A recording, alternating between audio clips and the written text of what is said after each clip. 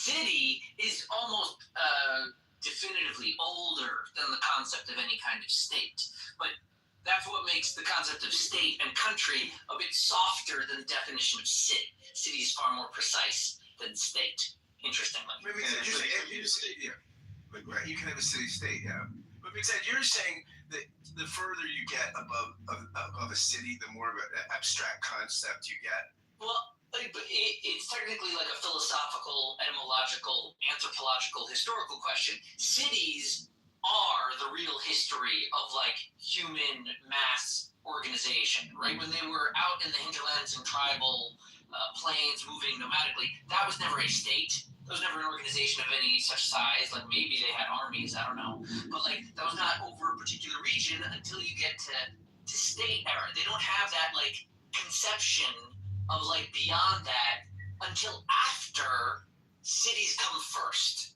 First, they have an idea of the cities, these big like hubs where a bunch of the people are, main streets, commerce, farmers trading their wares, and then like that commerce produces enough wealth that you get centers of authorities. So the cities often seats of power older than a state or country, which is shifted. It hasn't always been a state or a country. Sometimes kingdom or land or regions or realms. All of these are vaguer terms. Like city has been kind of stable as a term as far back as we've been using it. State and country have shifted a bit as we've defined the right of states or monarchies to exist more recently, historically. So, like, it is a fun question. Does a state have a right to exist? Before you ask whether a state has a right to exist, you got to say, what is the state? City's a little easier. Like, you can really isolate the regions geographically of a city. State, you'll get a New York and a New Jersey. States are tricky. Yeah, I think the states are actually just like the similar definition to the city, but just larger, right? Before that, they were more so empires. An empire, at least in the Western sense, the empires decided to isolate themselves instead of spilling out and spreading and creating conflict with each other. They decided to create a more clearly defined border structure to encapsulate their territory and their power and their legal structure and their in their municipality. Yeah, I think at least that the concept of city and state are contrasting from each other. They're both different conceptions of the development. I think city is a little bit biological and organic, the harmonizing of the people, and then that results in a general kind of domination over the regions nearby beyond the actual, like even if you were to define these exact borders of, say, London, you're still going to say beyond that, this thing is having an effect on it. And you're going to say that there's some broader notion. And the state, in my opinion, is a bit of a reaction from the broader region saying, we're encompassing this city in this broader bubble so that we can have like a voice from the rural or suburban perspective. That it not just be like sort of a black hole sucking into the city, which we've seen happen in different places. Can we address what's going on in the chat? You know, if your neighbor has guns, rockets, machine guns, grenades, and they constantly kill you with them, well, guess what the military does? They go across the border and they kill the killers. And guys like Honey, I hate to say it, but you could be a pussy. That sounds like a candidate for U.S. Congress. She doesn't have a problem with shooting and killing people as long as it's their people doing it, right? Well, see, in our world or clown world, it's called security or safety. And when violent terrorists try to kill you, you kill them first. That's called common sense. And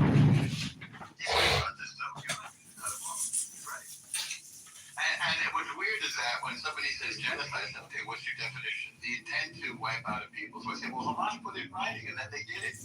Then they leave the room. Because the facts are right in their face, and they're indisputable.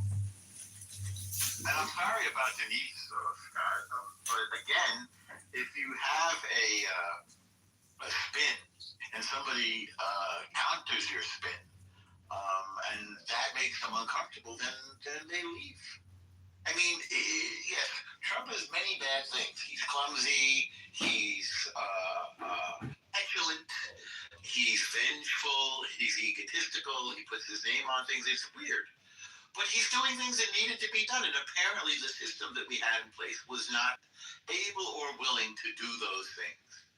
Things like telling NATO you're going to have to pay your fair share. Things like exercising American military force against our adversary, China. The war in Iran is a war against China's proxy.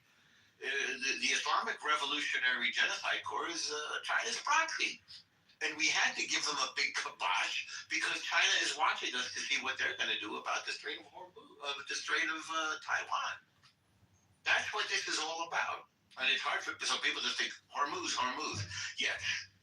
Iran has tried to close Hormuz before. And like to reduce this war to one narrow strait is to miss the bigger picture, which are the nukes. The big picture is the nukes. Yeah, they seem to be the nukes, but I think historically, if we look at it, right, what was the at least the wars around the Spanish Inquisition about? They're about a similar thing, about people in the East cutting off the people in the West from trading with the East, right? Or people in, I guess, what they call the Middle East, in the middle of the East and the West, cutting people off from making those trades. It's about power and control of the current world situation. Yeah, I think the nukes are sort of a side project or issue. Israel is definitely about the nukes because they don't want to be nuked, but definitely about like which side of the world is going to like maintain a dominance and control over it. And when you are possibly going to destroy some a collection of people, especially the more powerful people's economy, which I think is what China is planning on doing, at least in the long run, to destroy the West or America's economy and the petrodollar, then the consequences are going to be a retaliation.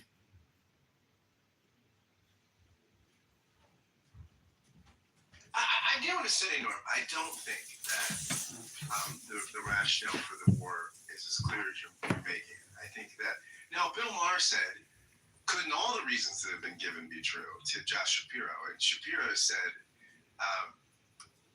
what he would have done differently is come on the front end and be really clear. And I think the administration has not done that. Now, you could say that's just Trump, right? I mean, he sort of acts first. And I mean, I remember that in the 2016 debates when they were asking Trump about gun rights. And they said, that you have to give people due process, with gun rights. And Trump goes, I think you get the guns and give them their due process later. And that's how he thinks, right? I mean, I don't think he has a conception of what constitutional norms or rights are, or what the liberal tradition is. I mean, he's just, you could say, as you said, he's a man of action, man of destiny. I mean, yeah, that may be the case, but I don't think he understands traditional. I agree with you. Conceptions. I mean, if I remember correctly, at one point he said that he's the president, he is the Constitution. He says crazy stuff. There's no question about it. But the point is that he's doing things that have needed to be done for a long time. We should have done this to Iran a long time ago. We tried to, what's the word I want? I want to make a verb out of Appeasement. Appeasement. Diplomatize him out of it. Negotiate. We tried to negotiate him out of it for decades. We did the same thing with North Korea. Based on budget here.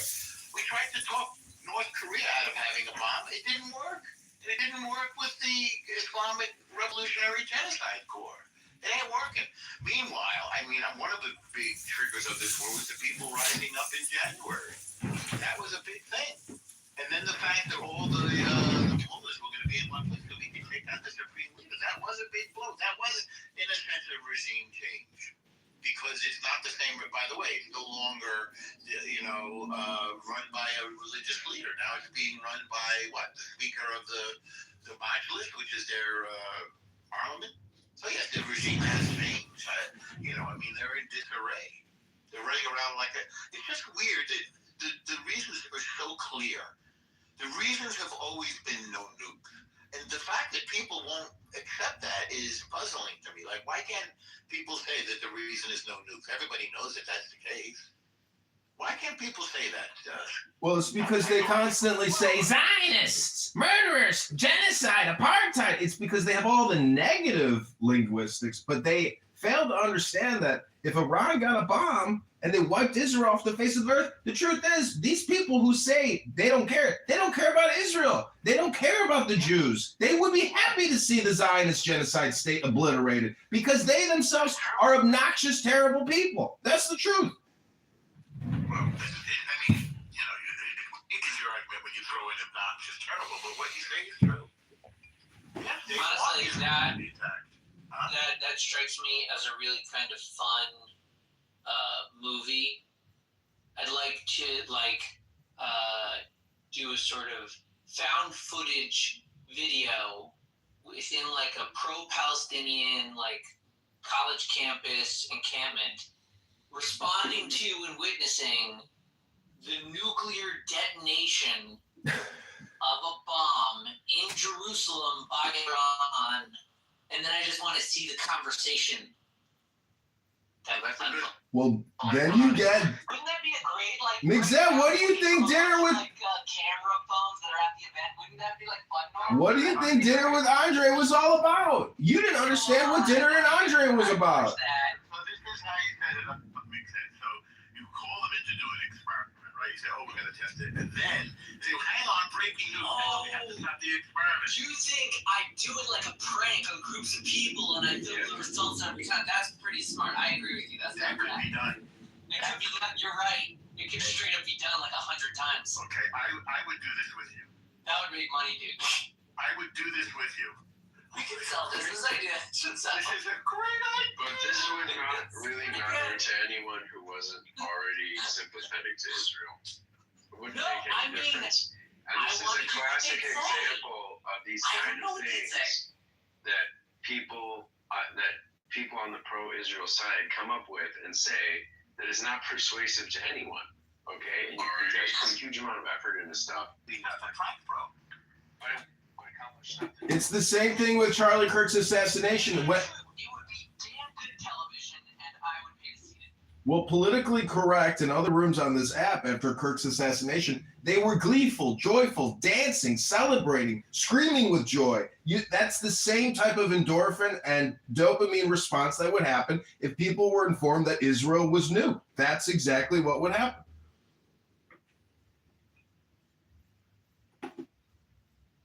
How long would it be, McFadden? Is he here? I'm still here, yeah. What happened to Spot? You're saying, like, how long do you process that through the thing? Well, you know, How long is the film? Half an hour? 90 minutes? What? Well, I mean, I was thinking it through as, like, a story, since it would be found footage, it would be, like, you know, roughly 2 hours, like, roughly. Wow. So, meaning you get something like 30 minutes before, and then, like, within that 30 minutes, you're getting the news and, like, settling down, and then, like, they all hanker in so that we're all just now in a room. I was thinking in terms of, like, a movie. And then, like, you know, the other 90 minutes are just, like, the conversations that develop organically amongst the group. But you're saying, like, oh, let's do it like a prank. We'll leave them locked in a room thinking this is true for, like, I don't know, 3 hours, 5 hours. So you get other ideas. You can poke them. I mean, like, if you're producing it, you can really just play with them.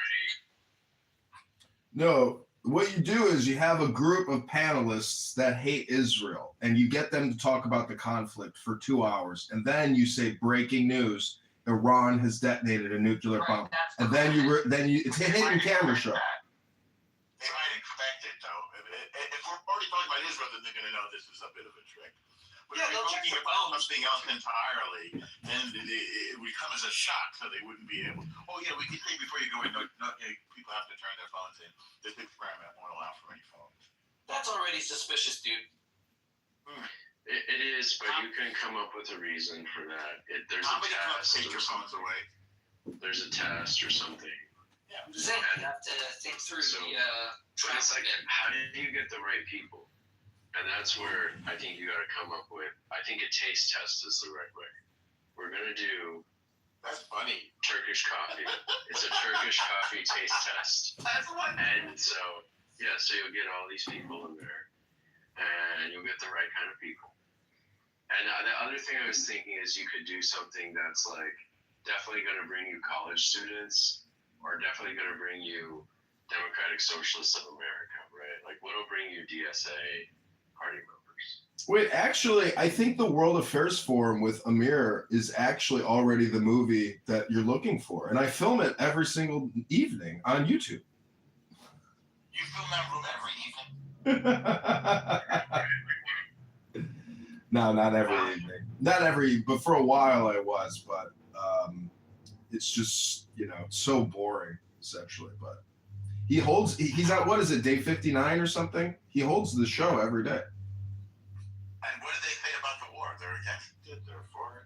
I actually don't listen to it anymore. I've out-processed. I'm simply in the recording industry. I don't listen to anything. I just simply record and submit. You're just the technician. You're an engineer. Correct. I'm a producer, engineer.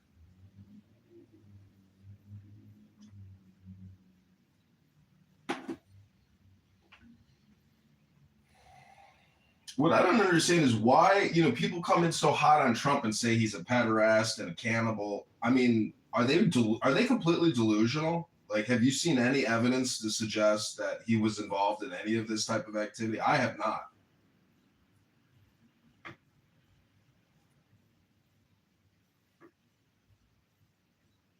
It's just slander, defamation against our great president.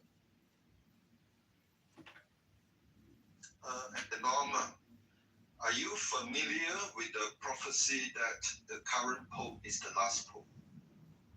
The 112th Pope. Are you familiar with this? I feel like I've heard it. Yeah. So the whole idea is Israel got independent in 1948. But it's only until 1993 there is official recognition of Israel by the Vatican Pope. Are you familiar with this? Are you familiar with this? I've heard it. So that means the entire Catholic in US, those swing states, they don't recognize Israel. What 3 states? I mean, there are certain swing states in US. They are full of Catholic, right? They don't recognize Israel. That's interesting. So the whole idea is this thing started about 1,900 years ago, and it is the this is a blind spot for Jewish because you're not supposed to understand anything of the New Testament and what's going on there. So you have no idea why this hostility toward you, right? So the question now is, according to the prophecy, which is around 1,000 years ago, there's this Irish bishop. He had the gift, and he basically predicted 112 Pope, the name.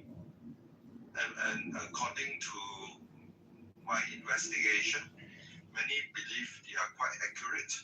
And usually for the first 111, it's just a couple of words. But the last one is a paragraph. And that describes the current Pope Francis. And so the problem with Pope Francis right now is whether he accepts that prophecy. That means he's the last Pope. That means that is the end of Vatican once is gone. So that is one way of thinking of it. And because he's the last Pope, the paragraph say correctly, he's the end time Pope. That means he has to accept the fact that during this time there is a lot of tribulation. Honey, you were pathetic. Just use your voice. You don't need to be a chat warrior. That means today we just saw Japan get another 7.5 earthquake with a potential tsunami. And they have already registered about close to 1 meter tsunami. Yeah. But and then there are war. Right, and we already seen the war, Ukraine war, Middle East war. See how Dave uses his voice so to all these are express his signs opinions? of tribulation, and Pope Francis should accept this truth. Honey, come make This is an your end time, points. and it's not the time to preach about peace. You should only preach about peace after the end time, right? And therefore, let's hear your grand, we have a contradiction here. Your grand, right? He's going around talking about peace, utopia. In denial that he's the last Pope, and it is tribulation. His job is to help people to prepare. Honey, come make your points about reality, history, and human behavior. Let's hear about your grand utopia. Enough. Actually, According many to Honey. churches are failing, right? And so very behind schedule, and everything is written in the New Testament. Obviously, if you are Jews, you reject all this stuff, and therefore it's a blind spot for the Jews not to have a bad. Hey Ahmed, mute your mic. And therefore you don't understand why they are, Tucker Carlson and all these Catholic, yeah, that is they are brought up in this lack of understanding. Israel is not a physical Israel, and therefore they reject the physical Israel. So it's only 1993 officially they recognize physical Israel, but only until the German Pope Benedict in 2003 he started the whole process of talking about fulfillment framework. That means Israel is fulfillment, and is a direct challenge to many people. I think it could be Scott as well. They are practicing replacement theology, and that has been going on for 1,900 plus years. Hang on 1 second, Dave. I think I find your theories fascinating, but I'm worried that other people may struggle with them because it's a lot to take in. So let me go slowly. Yeah, ask question then. Yeah, let me put a pause in it for a second. I'm just going to mute you up. I just want to say, does anybody else want to come up to the stage and share their reactions? Number one, do you think that Trump should resign? Number two, do you think that resigning would redeem him? Number three, if you think Trump should resign, why do you think he should resign? Again, you have to look at it from his point of view because it would have to be obviously his decision. All right. Meanwhile, Norma, I'd like to answer that. Okay, good. And I want to actually make a prediction. All right, sounds good. Take it away, Randy. I'm going to predict that Trump will not resign. You're really sticking your neck out there. Could you want to give us a little more? Well, A, it's a gut. It's just my gut. And B, I think that resignation, one thing we know about Trump is that he's not a quitter. He's just not a quitter. And I think he's kind of, there's a lot of different views out there about this war. But I don't believe that, I think this war, the current war, and I've had people say, hey, it's not a war, it's just something, it's something else, because only Congress can declare war. Yeah. But no, I'm going to call it a war. And he does care about his legacy. He does. To the point where I think that, we hear rumors of like, one of the Trump children even getting into politics, or one or more of them getting into politics. So I think he does care about his legacy. I do think that he would love to tidy up this conflict.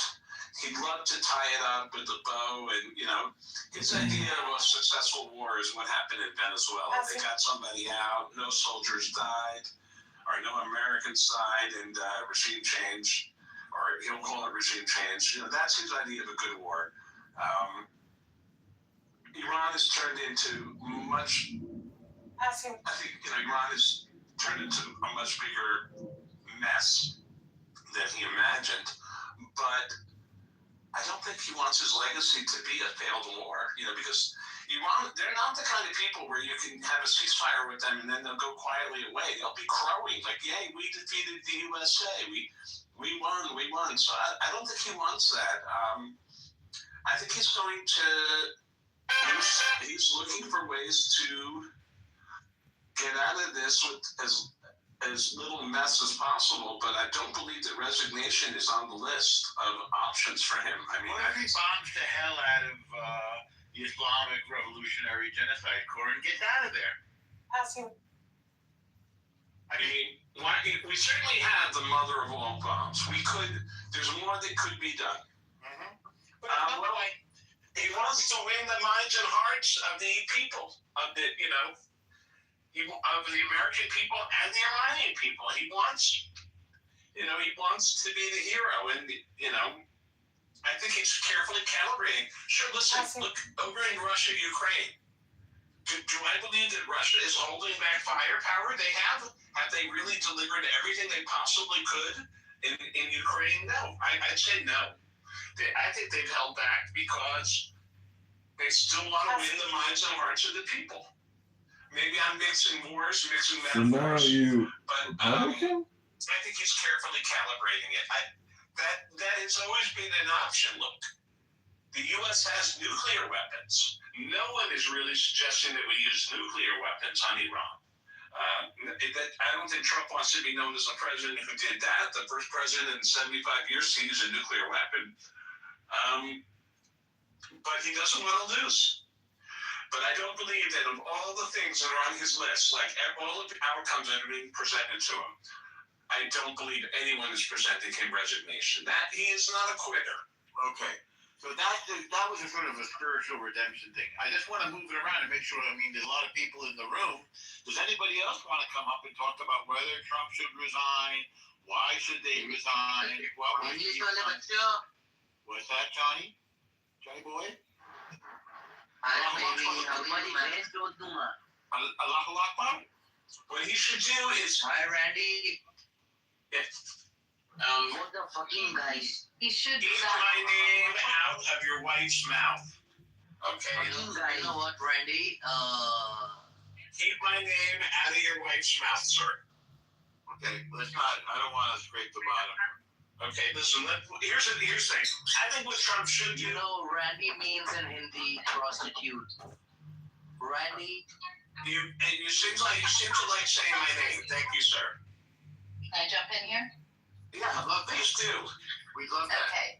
It would be great if he would resign, but he doesn't have it in him to resign. He will go down screaming the same way that the Islamic Republic will go down screaming. Neither of the two are willing to give an inch.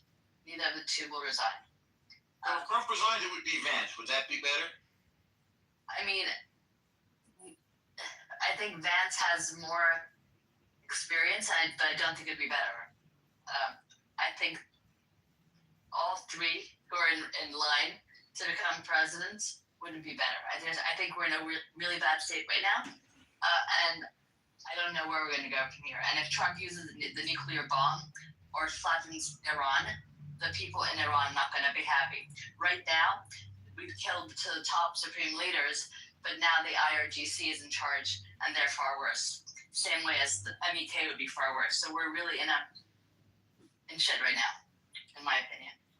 Now, you're maybe the only person this morning, one of the few people, period, who understand that previously it was a theocracy, the theocratic layer, that's hard to say, the theocratic layer has sort of been eliminated, right, as the supreme leader and the mullahs.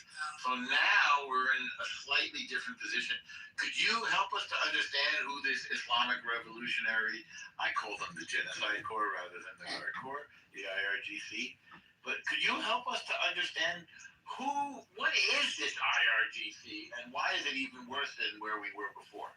Well, I mean, I don't know for a fact because I don't know exactly. I think Arash should know more, but I think a lot of people in the IRGC are not actually Iranians. Neither were the supreme leaders, but they don't give a shit. None of them give a shit about Iran. Who are they? They could care less if Iran was bombed. Are they from Africa? So they don't care. They don't care about the country. The people do, and the people want this regime to change. They want the supreme leaders gone. They want the IRGC gone. They want their freedom. But I don't know how they're gonna feel if a nuclear bomb is used. I mean, how would we feel, right? Well, let's back away from the nuclear bomb because hi, brother. Nobody wants to use a nuclear bomb because that's going to start a nuclear war at the end of the world. So let's say we stop short of that. But we are talking now about escalating. We've moved tons of troops to the region, and Trump is governing under what is known as the madman theory. Maybe you knew this, Hope, which was originally pioneered by the great, and I say that ironically, Richard Milhous Nixon, who Kissinger would go around saying, listen, I don't know about this guy. He's a little crazy. He'll do anything. Which is why we've moved all those troops to the region, even though the country America really doesn't want to see troops on the ground. But, the idea is, well, Trump will do it anyway. It's his last term. And Trump is capable of escalating the devastation. One second, brother. Trump is capable of escalating the devastation on Iran. Do you think we should escalate, Hope? I mean, I think the only way we can get rid of people that are there now in charge is to have troops on the ground. I don't think bombing the country is the way to go. All right, now hang on, because Kaz wanted to speak, if that's okay. I'll just move it around. You seem to have something. I put you on the spot too, which I apologize for. Kaz, what do you have to contribute? One, Trump resign. Why would the greatest president in America in history resign? That's one. Two, there's talks that he's running a third. If he says it, I believe it. You know what I'm saying? And three, the 2020 election was rigged, and they about to do So, something. Kaz, you love Trump, in short. Yeah, I fuck with Trump. Well, and now, is it fair to say, may I be so presumptuous to say you might be an American black man? Yeah. Yes, yeah. All right. Okay. Zeitgesund. And tell us, why, as an American black man, you love this guy? Because I'm not just like most dumbass, stupid ass black people that don't know shit, that just want to be a victim all day. And I was born in Haiti, so I don't think all these vaccines, they shoot my mother with all these vaccines, clogging my brain, judgment and shit. But yeah, I fuck with Trump because I see the good shit he's doing. I'm logical, so I resonate with logical people. Like, why wouldn't you need an ID to fucking vote? Like, what sense does that make? You know, if somebody doesn't like that, then those people probably cheat and try to cheat during the elections. Why would anybody like closing the borders or, you know, just doing what we need to do? Fixing Obama's bullshit mess. Giving Iran money, giving Iran money and shit with Hillary Clinton's uranium bullshit. We didn't give Iran the money. He gave Iran the money that belonged to Iran. It didn't go to the people. It went to the government, but it's money that belongs to the Iranian country. Listen, here's the thing, right? It's hard to tell. People love to say that it belongs to Iran. Like, bro, it's like that's the most. Dude, I'm Iranian. That money belonged to the country. It belonged to the people. Listen, bro. Don't listen. I know. If I have money, bro. If I have money, right? If I have $100 million and I owe you money, and you're talking about you're gonna kill me, right? It wouldn't be best to give you the money, you know? One. And plus the thing you don't understand about this deal is these people got funded back the money. So they paid Iran money and Iran just paid it back under the table just to pay corrupt government politicians, bro. Y'all don't know what's really going on, man. You know what's really going on? Yes. I don't know. You don't seem to be able to speak very eloquently. I don't know. I'm just distracted right now, but if you think that if you think what's going on a surface level is what's actually going on, you're somebody we call sheep. You know, you guys believe in surface level. You guys always believe in the story you're being told, but have no discernment to understand what's actually going on. And I really, you people should stay out of politics, because when people argue with you guys take something like, oh, it's Iran's money. You people? Yes. Do you mean white people? No, just any. It doesn't matter the race, bro. I'm not talking about race, bro. It don't matter the race. It's anybody that, for example, oh, we owed Iran that money. You'd have to be a dumbass. We didn't owe them the money. Oh my God. Oh my God. That means we owe them the money. That means we owe them the money. No, were you correct? No, it's money that belonged to them. So that means we owe you the money. That means we owe you the money. If you want to play semantics, we can stick on this point. That means I owe it to you. If it belongs to you, I owe you that money. That's what that means. We speak English, don't we? I speak English much better than you do. See, you're in competition with me. I'm not in competition with you. All right, let's keep it really friendly and courteous. Right, like she's like I hate to everybody. Hope is my friend, Dad. I hate Hope is my friend because Hope needs some more fucking Hope, because I hate women on Clubhouse because they're always feminists and they always think that. I'm not a feminist. Wait, they always have to. Let's talk about it. Like, you see how I'm talking? Let's talk about Iran. You see how I'm talking and she's talking about we're talking about Iran, but your friend Hope was talking about the way I speak and how she's better at speaking. All right, please don't do that. Be nice. Be mature. Yeah.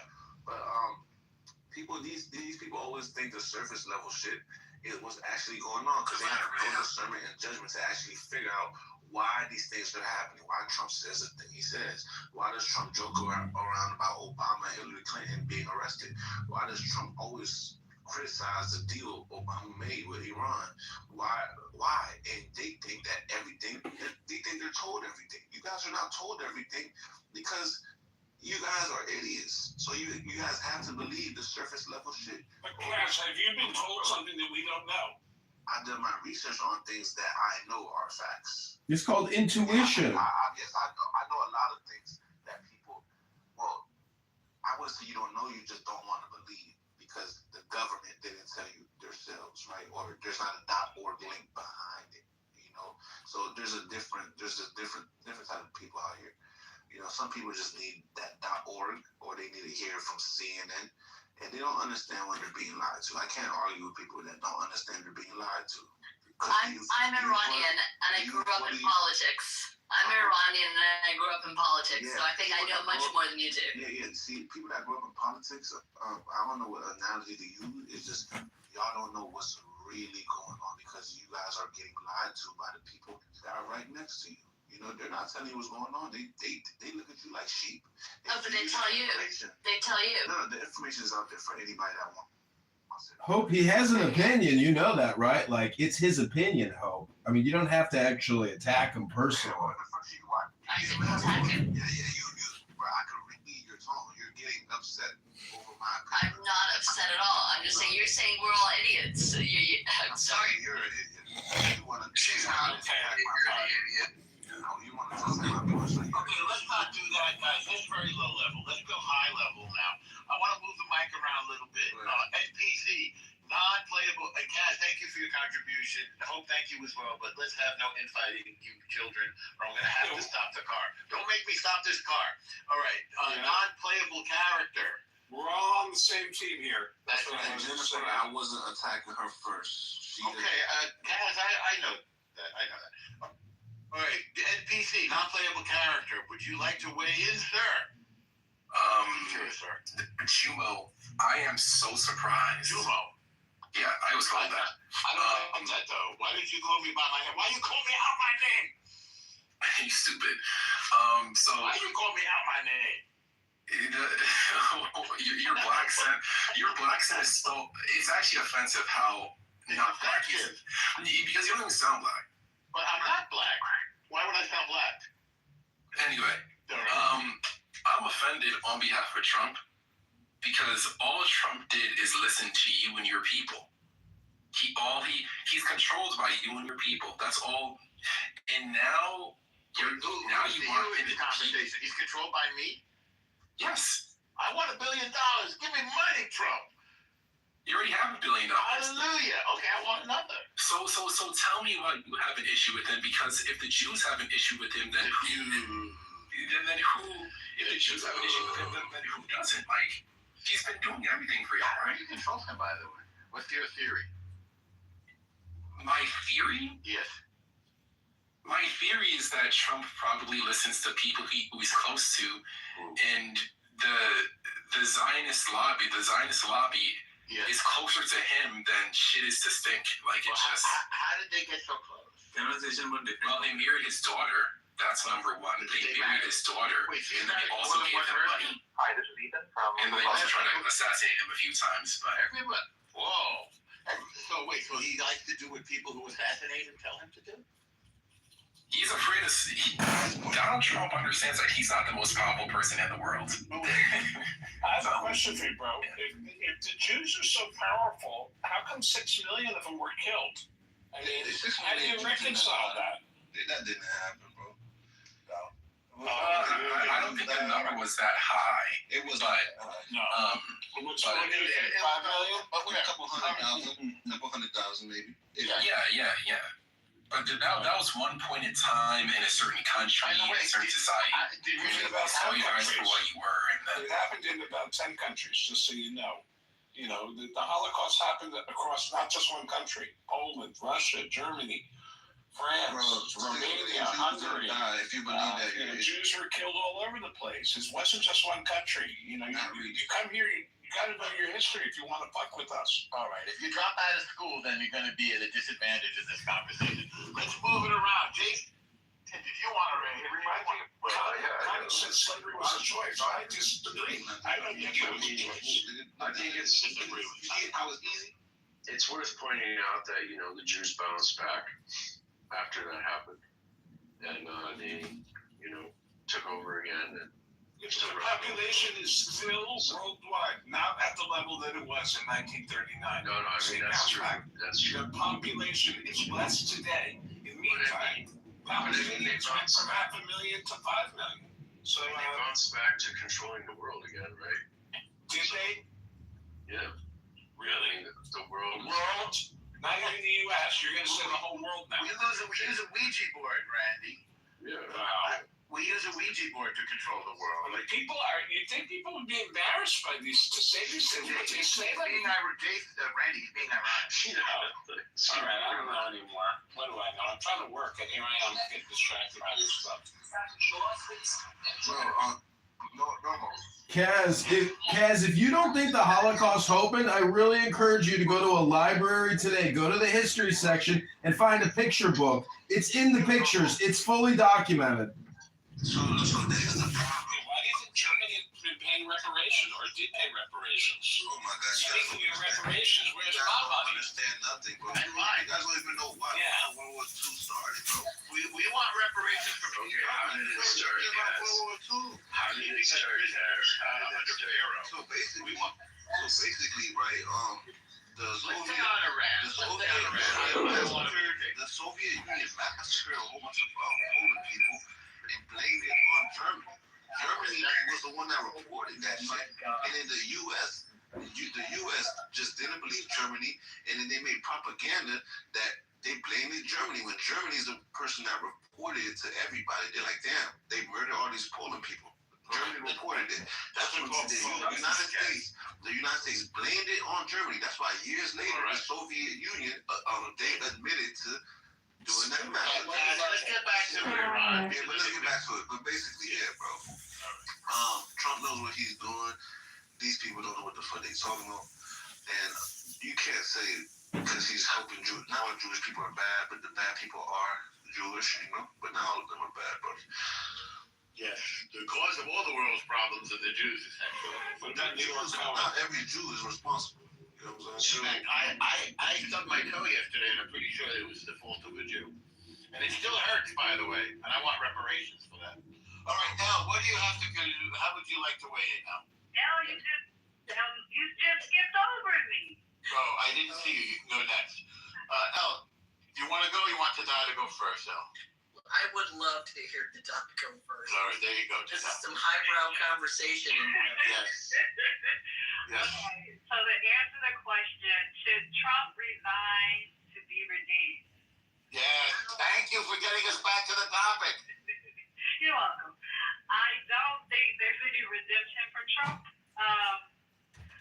I think that Trump has great ideas, but does not have a plan for completion. Even if we start with the tariffs, if they're going to tax the imports, prior to doing that, you should probably build up the infrastructure so that the American consumer doesn't feel the wrath of your tariffs, pretty much. So Brilliant. What was your major? Psychology. Very brilliant. One of the most brilliant analyses I've heard on Clubhouse, period. Keep going, please. You're welcome. As far as the war in Iran, I just think, again, it's just a uncompleted plan. I think what needs to happen is it should have been like years. People knew that if you were to attack Iran, you would have to deal with the Strait of Hormuz. That was just part of it. So, I don't know what could have been done, but I just know that there needed to be a better strategy. And the only thing that I would have to say is that if Israel and America are allies, they both have to be on the same page. And from what Marco Rubio said, the only reason why they attacked is because Israel was going to attack. So before they got attacked back, they attacked Iran. Whatever the PR campaign is terrible, and it's making the American people really distrust government. And when you lose the people, you lose those who are going to put the people in power to move forward with your agenda. So I just think that there's no redemption for Trump. He just needs to rethink his strategy.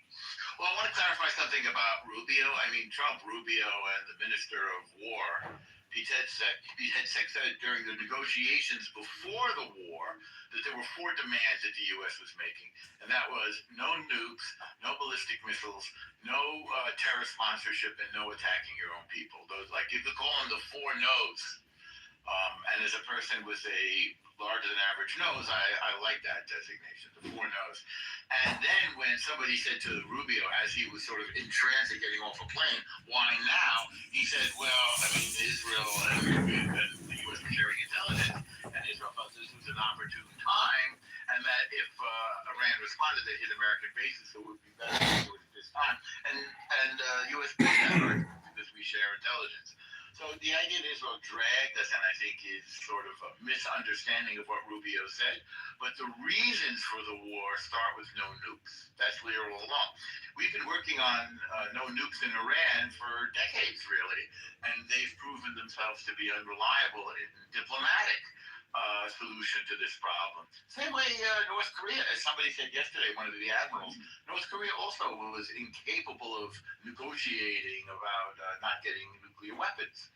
So, I mean, I think nuclear non-proliferation, I think, is essential here.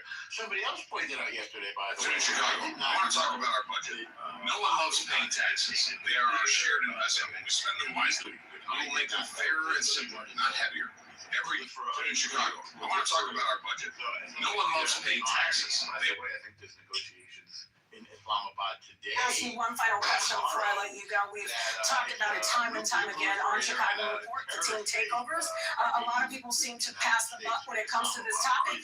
They say, social media is to blame. We rarely hear that people ask you one final question before I let you go. Is again, because the PR, it has been all over the place. The messaging, just the American government, when it comes to saying one thing and meaning something else, they're good for that. So you've lost the trust of the American people. When we were back in June and Trump said we have obliterated the whole system, and you put us under the impression that they don't have the ability to build nuclear weapons because you took everything out, and that's what was told. But now we're a year later and you're doing the exact same thing. So a year later, it's 50 days later. Isn't it fair to say that they're rebuilding, or that we didn't get all of them? Well, do we have to be so literal? Because there's some reports that said that there's some reports that people are saying, and again, this is what's in the news. Some people are saying the CIA said that they didn't have the capability. Some people are saying that they do have the capability. It's just been all over the place when it comes to. What is their intent, though, Tada? What's their goal? Their goal is to get a nuclear bomb and deliver it with a ballistic missile. That's their goal. That's their security package. Tada, you're looking at it from an American perspective. Look at it from their strategy perspective, and you'll understand why America's doing what it's doing. Alistair, when North Korea, they didn't do anything with North Korea. They didn't do anything with Pakistan. They haven't done anything with all of these countries have been going for the same goal. Even if it's considered, but now we don't have beef with North Korea. Everybody is playing nice. So it seems like we do have beef with North Korea. Well, not to the extent. No, we don't, bro. We're Not not to getting information. Not to Under sanctions. I can read you what the sanctions are. North Korea is exporting weapons to us. Nuclear Iran is a must. But that's what they told us about. They told the same thing about Korea. This is absolutely a different whole ball of wax in North Korea. No, they told us the same. I don't know what y'all been listening to, but they told us things. Comparing North Korea with nuclear weapons and Iran are two different balls of wax. North Korea, quite literally, wants to be left alone. Iran wants to rule, bring the end of time. Do you understand the difference? We're talking about religious fanaticism. They will murder 40,000 of their own people in weeks to this end. It is not the same. I don't disagree with you on this, on some of the urgency. I think, which is all the more reason the messaging is important, because I think in an America that is war weary from Afghanistan and Iraq and is much more skeptical, I think had something like this happened after Iraq won, you wouldn't see nearly the pushback, right? Because after Iraq won, I think America felt really capable in its ability to exert its military dominance in a way that didn't require massive boots on the ground, that wasn't quagmirish. I think after the debacles in Afghanistan and Iraq, the second Iraq, I think to get the American people behind stuff like this, and the word, you look at the polling, this is not popular, you just got to be that much better at messaging. And maybe you shouldn't have to be, right? Maybe people should be less emotional. Maybe they should have more rational memories, but we don't, right? And so I think this is what the limits of Trump are. And as Norm said, he's maybe the man of destiny and things, but when you message poorly, when the reason constantly changes, it doesn't seem urgent. It seems chaotic, and I think that the administration has some responsibility for that to clearly communicate and rally the populace that's, again, really skeptical of intervention. And part of the reason Trump was elected was because he ran as the guy that was not interventionist, right? Twice. So and you can change. Yeah, but Iran has always been on his radar, in particular, and every administration before him. This is I'm not denying that. This is brand new. That's the trouble. You've got to be persuasive, and he's not persuasive, and that's part of it. I also think there is a faction of people that, I mean, he could end cancer, and it wouldn't be good enough. I really do. I mean, sure, but the level numbers. But Iran has always been our enemy. No, I'm not denying it. I'm not denying any of that. But I'm saying that if this is something urgent, and you're committing possibly the lives of Americans, you've got to be persuasive. And it sucks that because of other things you say, it's harder for you to be persuasive. And it sucks that you've got to be persuasive on something in a context. To not rely on people coming to their own fucking senses. Scott, there's no persuasion in war. There's no words of persuasion that can bring up people to go to another city to go kill large groups of other people. There's no way to persuade people to do that. But that's what leaders do. That's what presidents do. That's why he was elected. He is the solution to a lot of problems. He is strength embodied in his philosophy. And the truth is, that's the way the cookie crumbles. And a lot of people just don't like reality. I hate to tell you the facts of life. Hello? I hate to tell you the facts of life. Hello? There isn't any way. Americans are dumb, but they're not like. And they can still breathe and they can still go outside and they're still. Well, let me land with the idea. I want you to go on for. I just want to mention you made a Marvel Comics reference, What in the Sam Hill, and I think that's very cute. Am I right about that? Yeah. Oh, beautiful. Okay, that's all I wanted to know. Yeah, you guys know media. That was a little trickery. I'm the only one who got that, but go on, and I take credit for that. So what I don't understand is that. It seems I've been watching you guys ever since we used those B-2 bombers and we used the bunker. Watching you guys? You mean you're looking at the news? I thought that after we used the bunker busters, you guys would be happy, but no. After we used the bunker busters, I went into y'all's rooms and y'all were talking about regime change. I was like, what the fuck? So I'm listening to y'all, and you're talking about messaging. What I've understood messaging to actually mean in this climate is, what lie do I need to tell to convince people to do the thing that's not in their best? What lie? How do we lie to make people? There's no lie that you can tell the American people to justify a war that fucks up. There's no lie that you can tell the American people that are going to make the American people, both Republican and Democratic and Independent, okay with increased energy prices for things that don't benefit them. There isn't any type of messaging that you can use that's going to, because Iran isn't close to a nuclear weapon. So what excuse are we going to use now? What excuse are we going to use to fuck up the world's economy? What excuse? According to who? According to reality. No, according to who? Americans are not going to believe lies so that we can justify fucking up the economy because Israel wants to do stuff like it does. Israel. You are nobody. You're making up. Hold on, Trump is in a position of power, though. Why you got Trump is in a position of power right now? Proliferation of AI, science, and nuclear combats. They all say the same Islamic terrorists, crazy messages, but nobody understands what it means. Right? This is the Think like Americans, not like crazy. This is the missing messages. Why?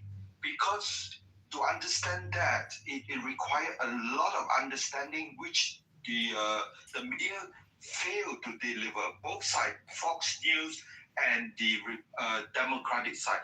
Nobody talk about this. This crazy religious ideology that distinguish North Korea and Pakistan from the Murad regime. Point. Period. So whenever you talk about nuclear, getting nuclear weapon, and you start dragging in Pakistan, start dragging in North Korea, you fail because Murad regime is not Pakistan, not North Korea. Since 1979, they only have one mission, to drag the whole world into chaos. And that's what they have been doing. And Fox still fails to deliver that. And democratic media refuse to talk about that. That would mean their entire political correctness will crumble, right? So this is where we have to address. Interesting. Does anybody want to respond to Dave? Dave is saying that the Islamic Revolutionary Genocide Corps, who declared war on us in 1979, took over our embassy, has been trying to drag us into war from the very beginning in order to, and I will add to this, Dave, in order to bring about the 12th Mahdi, which is like a messiah, who is the hidden imam. Does anybody want to respond to that? No, they don't even know what you're talking about, but they want to respond. They don't. That's the problem. And maybe that's the messaging problem we're having, is that we think like having an ideology that will literally destroy the world, because that's what you believe will bring about this religious. Americans are trying to be rationalized. They don't want nuclear weapons. They're not trying to do this bullshit shit. Listen to their own words. They're not lying to you. They admit to having 60% enriched uranium. Outside reporting agencies say they have 60% enriched uranium. Now we want to get on as Americans and be like, no, they don't. According to what? Your own fantasy? No, but we got, okay, so I am an imperialist as well. I agree with what you're saying, but the issue is that you're so biased you don't even realize that you're lying. That's how, like, that. Let me tell you the manipulation that you're undergoing. But you think you're. So do you think their own words are lying? No, you're not. No, the thing is that you're actually. You literally don't know what you're talking about. I do know what I'm talking about. Can I disagree? Wait, both of you, hang on. Let's not make it about the person. Let's make it about the content of the argument, okay? I think that I'm speaking towards the argument. I don't know this lady. I'm saying that what she's saying, there's no narrative where what she's saying. Do you understand their theology? Can I tell you That's just why? a basic question. Wait, can I tell you why? That's a yes or no. It's not a yes or no, because I just want to. I just want to be able to tell you. I just want to be able to tell you the reason why I disagree. And then after I tell you the reason why I disagree with what you said and why I feel like what you said is manipulation and it's not even coherent based on a mainstream. All right. So a year and some change ago, I'm saying the reason why I disagree. I just want to be able to land facts over feelings. A year ago and some change, they said that they were enriching uranium. I think that they were enriching uranium. There was other evidence that they were enriching uranium. It don't make sense if you're using it for civilian cases. Like if you're enriching up to 60%, the only reason why you enrich up to 60% is to get to more than 60% so we can weaponize that uranium. Okay. So guess what our government did? Our government sent over E-2 bombers, and then we said, I swear to God. Just saying what the fuck he's saying. Go ahead.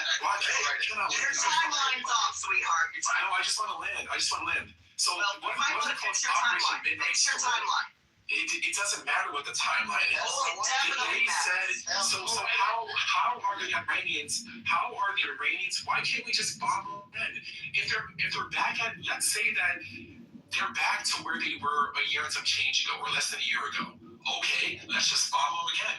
Why does it require a ground invasion? We haven't done a ground invasion yet. Why does it? The Marines are there, and more of them are showing up to that region every single day. So they're not mobilized planes over there for fun. There's about to be a ground invasion of Karg Island. What are you talking? Let's say it's for bargaining. To let them know that we're serious. What?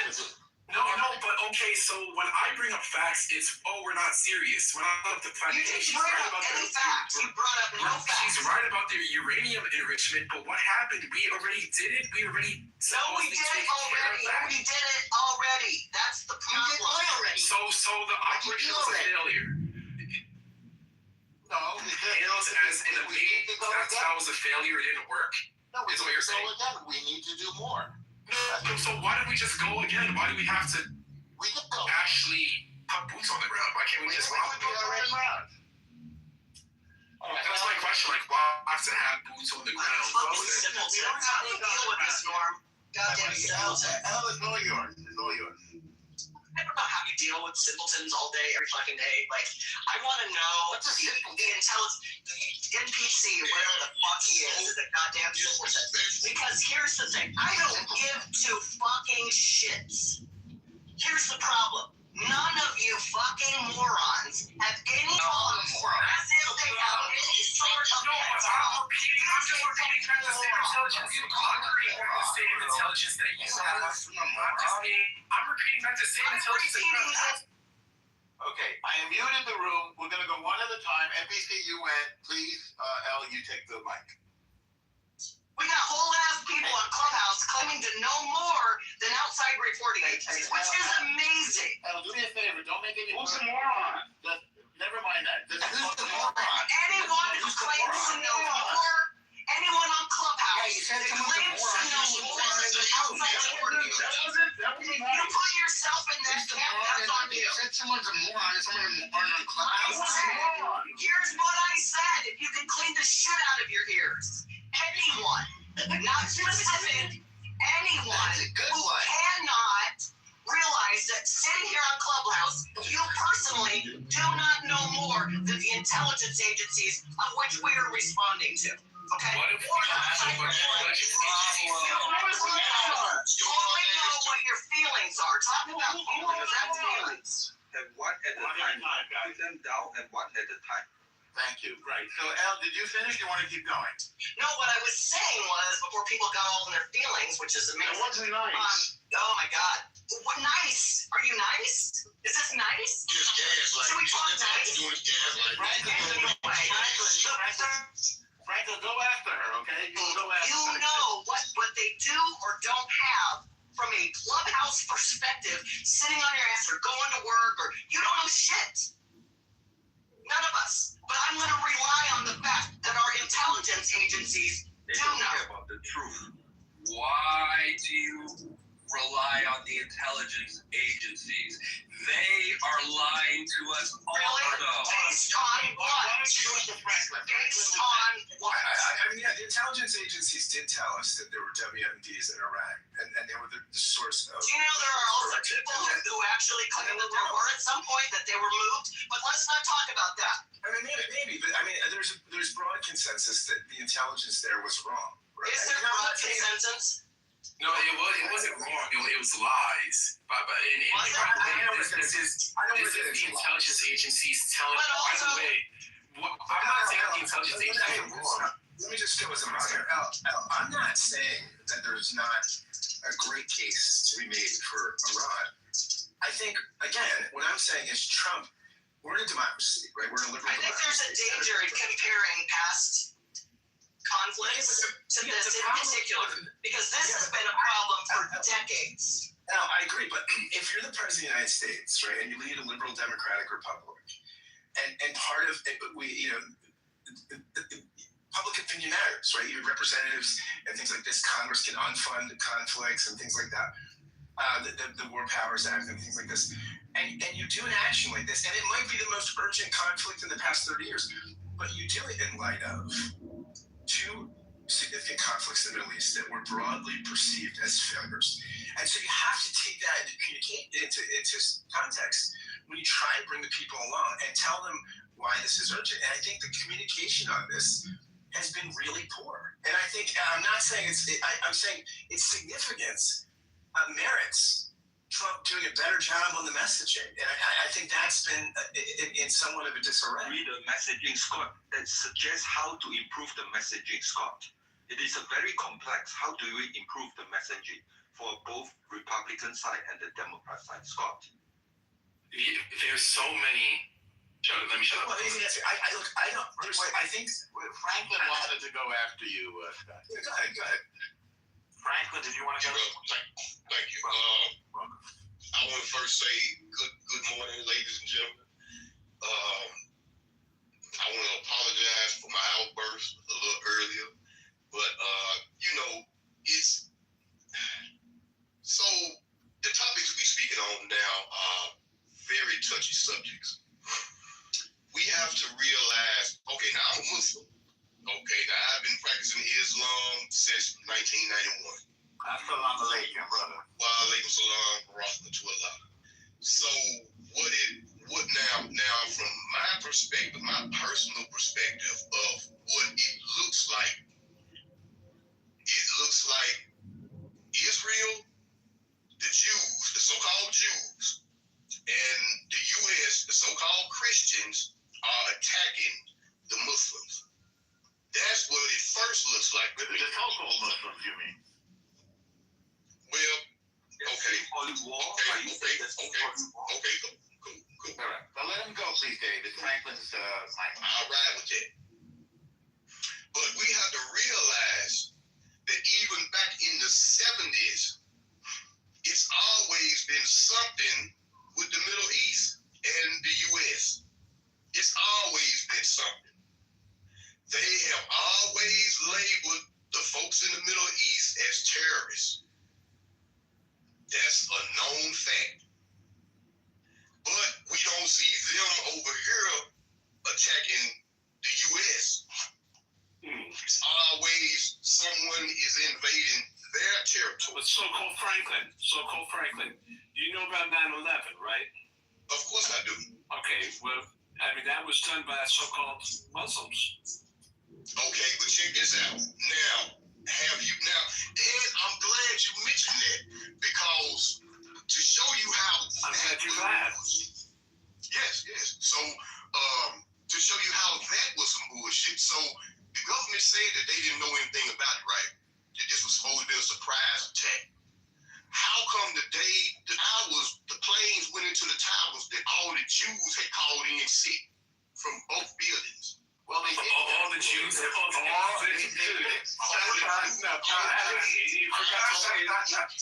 forgot to say the so-called Jews. The so-called Jews. The so-called Jews. Okay, right. So-called Jews called in sick. Well, Franklin, do you know what Cantor Fitzgerald is? Who? Cantor Fitzgerald. They're an accounting firm. Interestingly, the former CEO of Cantor Fitzgerald is in the Trump cabinet right now.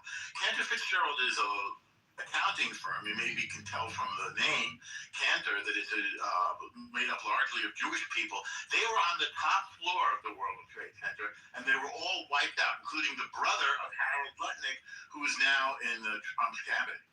So it isn't true that all the Jews called in sick. In fact, Jews were one of the main victims of this terror attack by Al-Qaeda. We should keep saying so-called, Norm. I'm sorry, So-called. But now check it out. He's a denier. But what's the point of repeating facts to a person who doesn't operate on facts? Let's just finish. Okay, all right. Now check this out. Now, if you watched Dayland, 2020 and all this stuff here, the amount of footage that they had. If this is supposed to be a surprise, why did they have all this footage? They showed Muhammad Atta leaving his apartment, stopping by a bar, getting a drink, getting a prostitute, going across the street to the little hotel, and then before he went to the airport. Now they got all this footage. The day the planes flew into the building. What position did he have intercourse with her, by the way? Can we not entertain this anymore? We have other people who have like Dave was asking amazing questions. Like, can we be in reality? Yeah, can you be in reality? All If you right. don't, we want to get back to it. Should Trump resign? Should Trump resign, Franklin? I would happen to say yes. I feel he should resign because he's a loose cannon. I agree with certain things that he's doing, but not all of them. I know that nobody's perfect, but as far as dealing with foreign relations, I feel that he should resign because he's a loose cannon. And by the way, what do you like about what he does? You don't mind being asking. Well, his view on getting the illegal immigrants out, the folks illegally, because I know, I don't believe in the method that he's doing it, but I believe in the policy that getting these folks out that are not supposed to be here because they taking benefits from people that been here their whole life. Yeah. So I agree with that. Anything else you like that he's doing? Not in particular. All right. Well, thank you so much for your submission. I'm glad you got to weigh in there. And good, you appreciate it. Now, somebody wanted to go next. Who was it? You're welcome. Thank you as well. Is it Beloved? Did you want to weigh in? We haven't heard from you yet. Beloved? Going once or twice? Off your mic, please. All right. Hang on. By the way, this was a lark of a room that I opened up this morning. Look, we've had 1,200 people come to the room and 69 people now, all wanting to weigh in on such a provocative article. What an interesting turn of events, my friend. Great title, Scott. Appreciate your messaging, which Scott talked about. Can we talk about how to improve the messaging, right? So, as I say, the root of the problem is majority of American has no clue. There are two fractions of Islam called Sunni and Shia. Okay, and Shia is 15% and Sunni is 85%. And since 1,400 years, Sunni, the 85%, has been systematically trying to eliminate the future prospect of Shia. And for the minority Shia, 15%, to survive, they have to do all sort of unimaginable survival skill. One of it includes taqiyya, that means to lie and to tell everybody, I'm not Shia, I'm Sunni. That is point number one. Point number two is they have to prepare for the time when they can totally overcome the 85% Sunni by having this end-time ideology. So this end-time ideology is 1,400 years, and it has been their primary objective to overcome the 85% majority. If you are American, you don't understand this, you will never understand what is hell going on in Middle East. Period. And that is the root of the failure of messaging on the Republican side and the Democrat side. For the Democrat side, everybody is equal, and we have to be non-racist, we have to be political correctness, and we have to be afraid to be called Islamophobia. That means you will never learn the truth and the language of Middle East to understand how Middle East is causing the worldwide problem. Period. Yeah, but in order to get to accomplish a goal, you don't necessarily need to educate the people entirely, right? We know this in America from all the other politicians that came before this one and his administration, right? All you have to do is have the trust of the people, and that's what's lacking. So messaging or not, if you don't have the people behind you, it doesn't matter what you fucking say. They're gonna focus on their needs at the time, right? Yeah, but Xerxes, welcome to America. Shia, Sunni, but he's talking about what the American people will do and support, right? But part of gaining support is having the American people understand why we're even there. And that is lacking. I don't know how that gets out. I honestly You can't influence mostly because we are so divided that people was was far less supportive of bombing the fuck out of Libya. Why did we do this? I mean, we literally decimated that place. Why? I still don't know. Talk about messaging. It's not just America, it's Europe too. This matters a whole lot more. If you ask me, this is a whole lot more America first than it has since World War II. It matters to you because it affects. No, it matters to the world. It matters to your world, but well, I mean, if you like nuclear war, I guess. I'm talking. We're talking about. Listen, we're talking. But Dave, you just got finished asking and answering questions at the same time. Like every single response that I've heard is complete. Nothing is grounded in reality. What I mean by reality, really nothing you're saying is grounded in reality. Yeah, that's projection, NPC. Are you projecting right now? You're projecting. Actual responses. Projecting reality. I muted everybody because I think NPC is on something important, but I'd like to discuss it one person at a time so everybody can really be heard and we can think this through together. We'll crowdsource this question. The question NPC raises, please tell me if I have it correct, is the nuclear threat of Iran, which is the Iranian Islamic Revolutionary Genocide Corps. So that is the difference between this and Libya, for example. But let's talk about the perceived or actual nuclear threat. Let's go NPC first, and then Alan and anybody else who wants to. Put me in the queue. This is Adam still. My original answer, it touches on that a little bit, but I'm still going to say, for some reason, when one dude talks about the so-called Jews, he's never interrupted. But when I'm trying to say something that's actually grounded, I'm always interrupted because... Just make your point. I'm gonna say the thing. Thank you. So I'm gonna say the thing. Every single response has been about ideology. It's about messaging. Oh, they just don't know the information. If the average American understood the beef between Sunnis versus Shias, if they understood the nuances of geopolitics and power dynamics of the Middle Eastern region, and the messaging was good, then they'd support the war. No, they would not. Actually, I would go as far to say the more that Americans find out, the less that they're going to support it. That's what we've seen. Do you understand what Americans voted in Donald Trump? Americans voted in a person.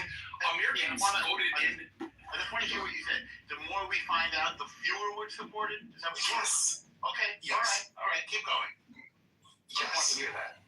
So the more Americans learn, the less they support it. And the reason why is because you have to have an event that immediately affects Americans for Americans to sacrifice their dollar. American consumers are not going to sacrifice gas prices, energy prices, fertilizer, food prices eventually going up ×2. They're not willing to sacrifice it because Israel wants Iran to have a different regime. They're just not going to do that. That's not what our administration said, though. They said it was because of the nuclear threat. Yeah, but yeah, okay. Well, okay. So it's a question of whether you believe we that. just got rid of the nuclear threat. So how can they believe? So maybe it's better off because didn't we just stall the nuclear program by a few years last year? So we can't say it's nukes now because we already got rid of the nukes last year. Okay, but I think we've addressed that. It was found that there was further nuclear. Now go ahead. No. And Dave, Listen, I'm going into a meeting right now, and if he can't be convinced by outside reporting agencies, I can't help here. Like the Atomic Energy Agency, yes, for example? Yes.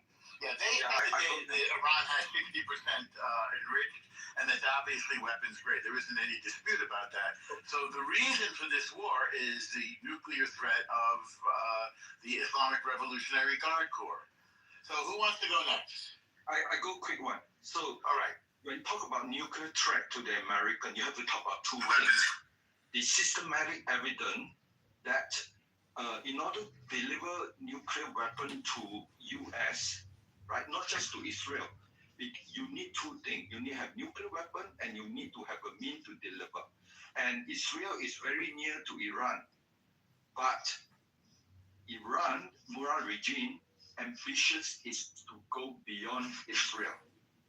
And and he tell the world, we only have up to 2,000 kilometers. That's it. But what they've done is when they try to send troops, it went to the government, but the money that is 4,000 kilometers. So that is a total lie, right? So you are dealing with a Murad regime. As I said before, it's the ideology based on Takia, means it's lying. The only person in Fox News keeps saying that this is a lying Murad regime. It's General Kane. He always says these people lie, period, right? And he don't use the word Takia because American will not understand. He said keep lying, and then Americans said lying. Everybody lies. So what's the big deal, right? So in order to get to America, the Murad regime continuously work with North Korea, use their technology to keep increasing the range. At the same time, lie to the whole world, especially NPC. Whatever truth you say, NPC will not accept it because he lived in a bubble world. His world, right? And his world represents the entire America. One person represents entire 300 million America. But that is not the whole world. The whole world is 8 billion people. And they all can see the truth. The day when Murad regime delivered 4,000 kilometers, the world wake up. Because 4,000 kilometers means it will reach the entire Europe. And then, if you look deeper, how long does it take for Murad regime to increase the range to reach New York, to reach range to Washington D.C.? That is where we need to stop it, right? So NPC live in the bubble world. This is total lie. Okay, that you live in China. I live in Texas. We don't care about no foreign wars. Right? When you tell the truth, they will totally get very angry, and that is a symptom of indoctrination. Period. So Americans, they are tired of being lied to. So first of all, the whole entire nuclear proliferation thing, that worked last year. And it might be able to work again. We haven't seen evidence of it working. Let's talk evidence. I'm not thinking about what I think. We're going to look at the polls. We're going to look at why the Republicans probably won't win the midterms and the Republicans probably won't win re-election. Got it. Moderators, I'd like to be put in the queue. This is Alistair. Put me in the queue, please. It's not like this on both sides. So Alistair, answer me this. I'm not answering your questions. I'd like to make my own independent submission. Thank you. Alistair,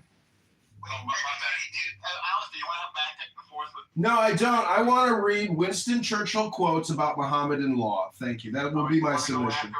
Yes, please. So I'll be very quick. Everyone cheating, I'm projecting. Everyone says and by everyone, a few people. See how that works. It turns out when you look at the polling, the one single thing that Donald Trump did to fuck up his base, it isn't lying to them about the Epstein files. It isn't a bunch of other shit. It isn't like deporting a few U.S. citizens mistakenly. I'll give him that. It's this war. This war is the single worst thing that he's ever done to his own base in terms of his approval rating with them. Well, NBC, the majority of the American people do not like this war. It's not my opinion. Hang on a second. According to the polling, this was done by CNN. Only 6% of his base are against the war. That's what they found. That's not true. It is true. And by the way, I voted for Trump in 2016, so I voted for Trump in 2016. I don't even look at CNN as a reputable source. Well, it's so, but that is that 6% Norm. Yes. Norm. Yes. Were you born in America? Yes. You understand American, the average American, if they're going to choose between gas price, oil being $200 a barrel versus America not doing a regime war, which do you choose? First of all, a regime change work is not even working. It's not even like we got it. we changed the regime, and then we're dealing with the consequences. We got in there as we tried to change the regime, we failed, and we're still dealing with the consequences. It's not like we won, but like. Well, my answer to you is, by the way, I'm from New York. I don't know if you consider that part of the United States, because sometimes we feel different. But I understand the importance of a non-nuclear Iran as an American. All right, so Alistair, it's your turn. Did you want to? Yeah, these are the quotes. These are Winston Churchill quotes about the dangers of Islam. How dreadful are the curses which Mohammedanism lays on its votaries, besides the fanatical frenzy which is as dangerous in a man as hydrophobia in a dog. There is this fearful fatalistic apathy. The effects... Please wait till I'm finished. The effects are apparent in many countries.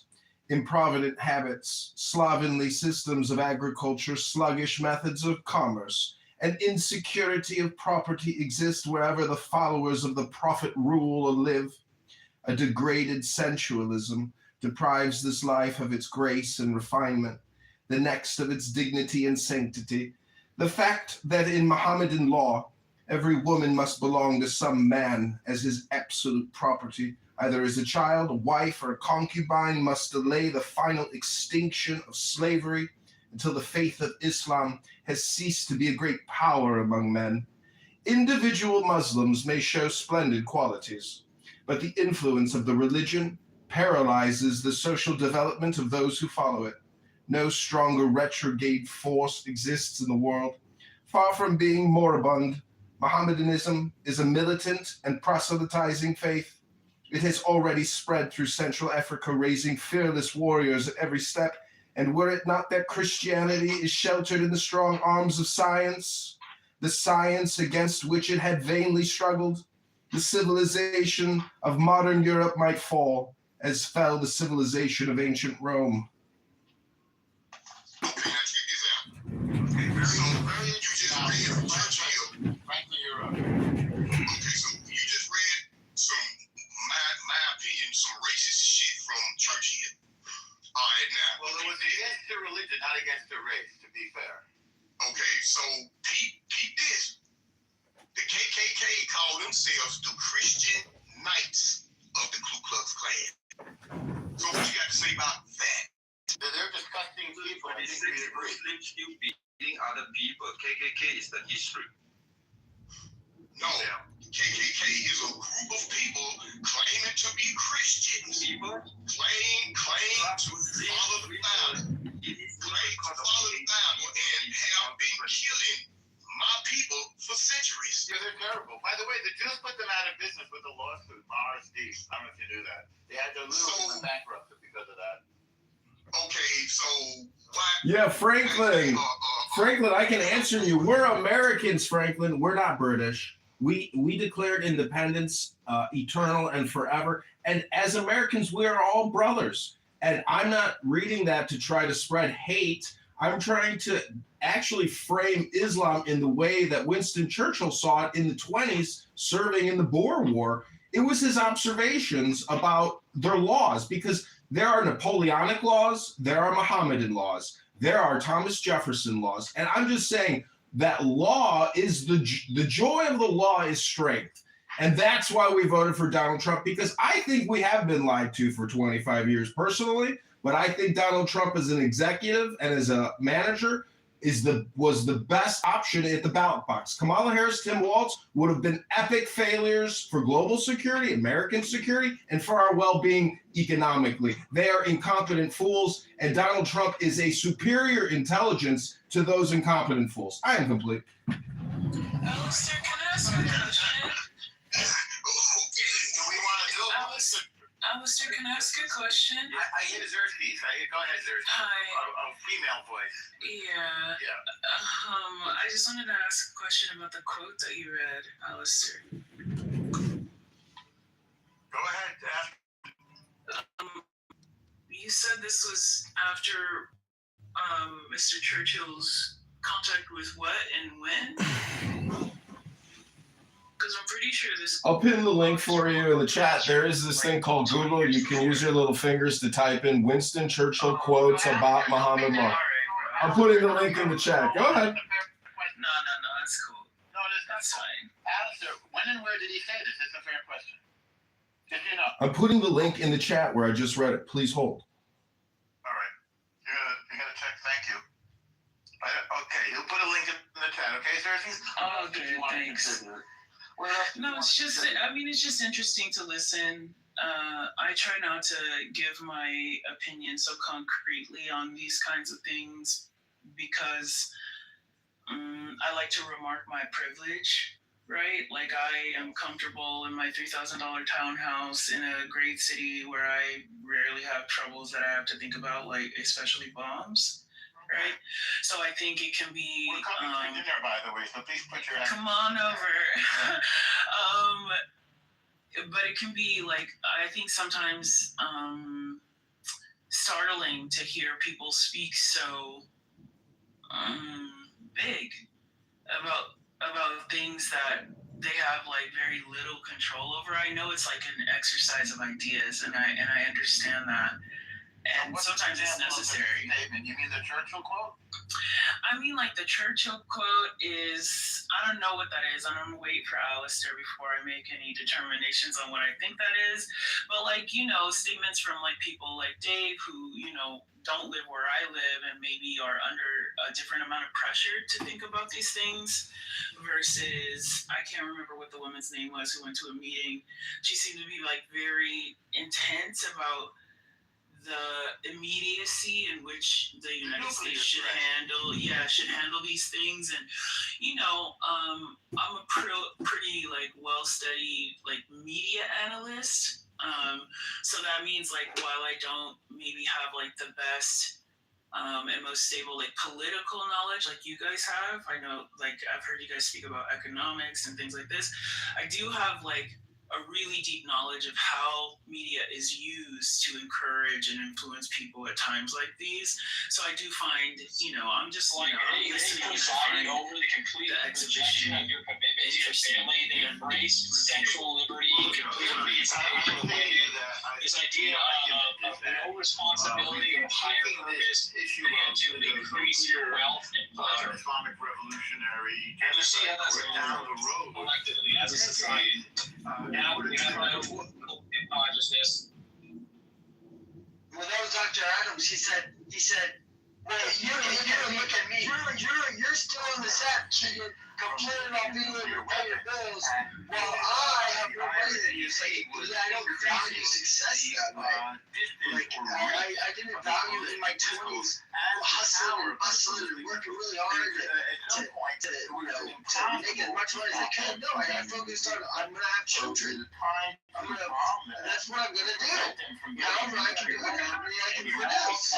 You're talking about a homosexual who is never going to have children. Well, I mean, for me, I told you with his lifestyle, you know, talking to as people degrading, who shamefully, acutely painful, or even objectively painful it is, that he can't see any other way to experience pleasure than by earning money or defiling himself.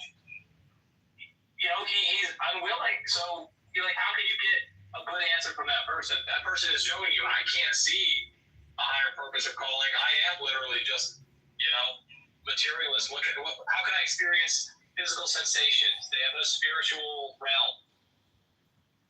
I think the thing that I found most striking was just one of the things I kept like emphasizing was that tough love is often like a last resort when you've already failed as a parent, where you've created such an spoiled, entitled, no work ethic piece of shit that they just take and like you literally have nothing else you could do besides, well, I guess get out of my house and I hope you figure it out. Whereas like if you raise a kid right, you know, you should be able to help them out to the best of your abilities and not have it stunt their development. Well, you're absolutely right, Kevin. And what's more is that when you are raising your kid, no matter how, it's not like a pass or fail thing. When your child sees nuclear weapons, that you're spending your money and your time and you're making efforts. I don't know how much that makes sense. Good guy. I do absolutely disagree. All right.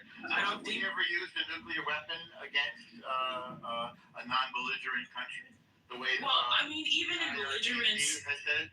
Right. Well, so even in belligerence, if it's used, I think historically when weapons like these have been used, there's like a water, it's like pulling your hand back from fire almost, right? What you have created is such a, that's what my wife and I have talked specifically that, like, it's such a boomer mentality. That's why I say total boomer death. Like, these fucking boomers, this is what their children inherited. The baby boomers and Gen Xers inherited this idea that your kids need to be kicked out as soon as possible. And I thought that's wild because every single time, I found someone really highly successful I was able to talk to, and I mean economically and familially, where they had a big family and their family was, visiting them and they all had healthy relationships. You found out that the people with the most money in that relationship were always an older generation that had developed a rigid familial hierarchy and considered it a pleasure to confer monetary advantages, emotional and time advantages on their offspring. They wanted to take the kids. They wanted to take the grandkids. They wanted to treat their children and their partners.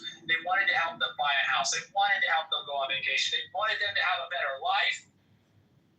And they thought, this is how I fulfill myself in my old age. You can contrast that with the majority of the population. I'm gonna get a boat. I'm gonna get a boat. I'm gonna get a boat. I'm gonna get a boat and I'm gonna go to a boat. Yes, a boat. Exactly. I'm gonna get a boat, and then I'm gonna get a bigger house, and I'm gonna get a car that's bigger and shinier than the other guys. And then they go, hey, my family moved away, and then they wonder why they're left in their old folks' home. They go, I wish I speak to folks in old folks' homes, and they tell me, I wish my family would come and visit me. And there's this horror story I have. I was at a old folks' home, and there's a door that separates the assisted living. Am I in the matrix? No, I hear you. Okay, there's a door that separates the assisted living section from the memory care section, and the memory care is where there are individuals indigenous people have been diagnosed with an inability to so that they think can about get the world the way they're supposed to. Those crimes too, killing indigenous people. I ordered that memory care. But like, just follow me here. And then they were like, oh, well, we have a nuke and they don't want to stop, so we could just stop them and we drop it. I think the perspective that a lot of Americans have might be different on this if we had experienced these kinds of atrocities. How would it be different? I think this scale of tragedy might engage future generations in thinking clearer about the scale of what is possible. Right, and I don't think that the United States doesn't do that. Which is the tragedy in that sentence? Like Nagasaki, or you know what I mean? Like, so like if that happened on our land and we knew it as our American selves, it was taught to every generation after, we grieve it. It's a part of us, despite. You're anti-genocide, right? I'm sorry? You're anti-genocide. I mean, as much as I am misanthropic and absolutely hate the flesh bags that are called humans, I am anti-genocide, yeah. I know, you hate people. I do hate people, I really do. I think her primary argument is this. Russia, France, UK have nuclear weapons. This is totally unfair based on political correctness. Human equal right. Every nation should deserve the right to have nuclear weapons. That is. I will say this on this argument, right? I think that we got the Ukraine to disarm, right, with regard to nuclear weapons, based on our commitment to protect them from Russian aggression, which Trump is trying to waffle on, right? And so, with the example of the Ukraine, and that the Ukraine can't count on the United States to honor its commitment.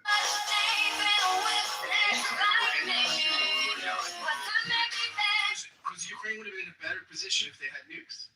And so I think, this is, if we want to proliferate, if nuclear weapons are really a problem, and proliferation is really a problem, then we've made a huge strategic mistake in Ukraine, because we've said basically the best thing for your security is not to trust the United States, but to get a nuke.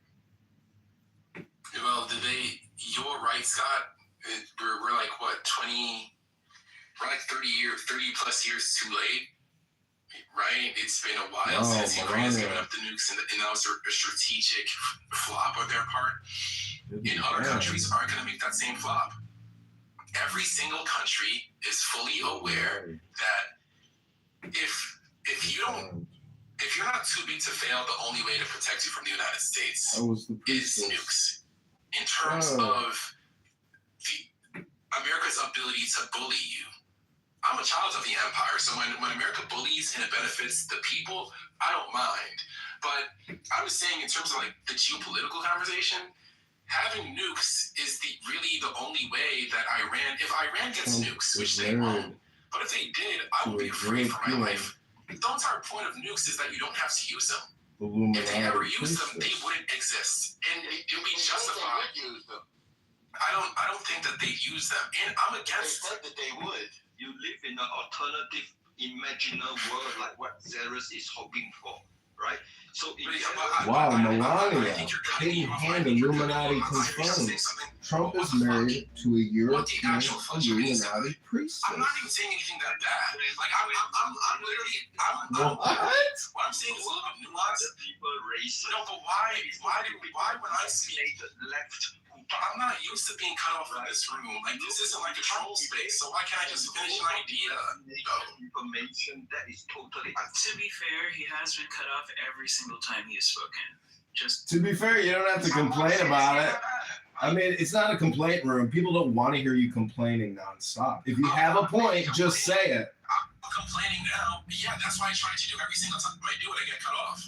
Like, what I'm saying is... Let NBC finish his... I have no fucking idea. Dave goes after, okay, Dave? I support the United States. If I had to choose between Palestine and Israel, I choose Israel, even though both of y'all are on some bullshit. But I don't know what the fuck y'all idiots want to hear. Like, at the end of the day, the American people, they're not in the position to sacrifice their wallet so that Israel can gain more power in the region. American people aren't with that right now. Maybe if it was 20 years ago, sure. Right. So America doesn't want to do that. America shouldn't do that, and America isn't doing that.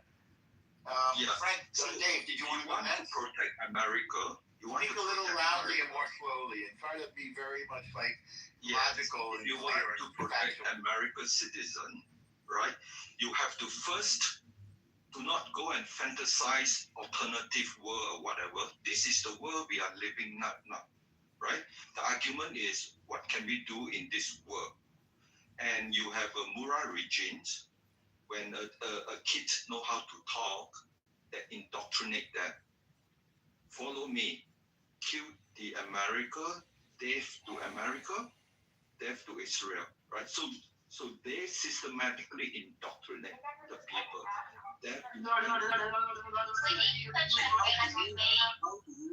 Actually realize this, right? So you have to make sure the West do not believe this is happening, so they have to indoctrinate the West. We just talk for fun. You can come up with imagination world. We just singing for fun, right? And now they are making progress, right? Since 47 years. To destroy America, you must have a missile delivery program that can reach America, right? And then you must have and reach uranium. And during the negotiation, they say we have 460 kilograms or 60%. This is all coming from them, but they are since 47 years. They know in order to achieve the goal of destroying America, they have to indoctrinate the American, right? And the Middle East put a lot of money to the university and all this. Asking one final question. And in order to indoctrinate the America, to train the America to, when you argue, start thinking about very creative alternative world, and so that the truth will not be told to the America. Thank you. I don't know.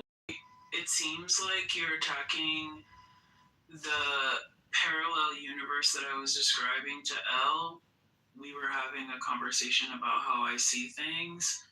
right? Hidden hand Illuminati And this doesn't confirmed. actually have Trump to is do married with to a like European Illuminati necessarily being priestess. indoctrinated not to believe or not to want.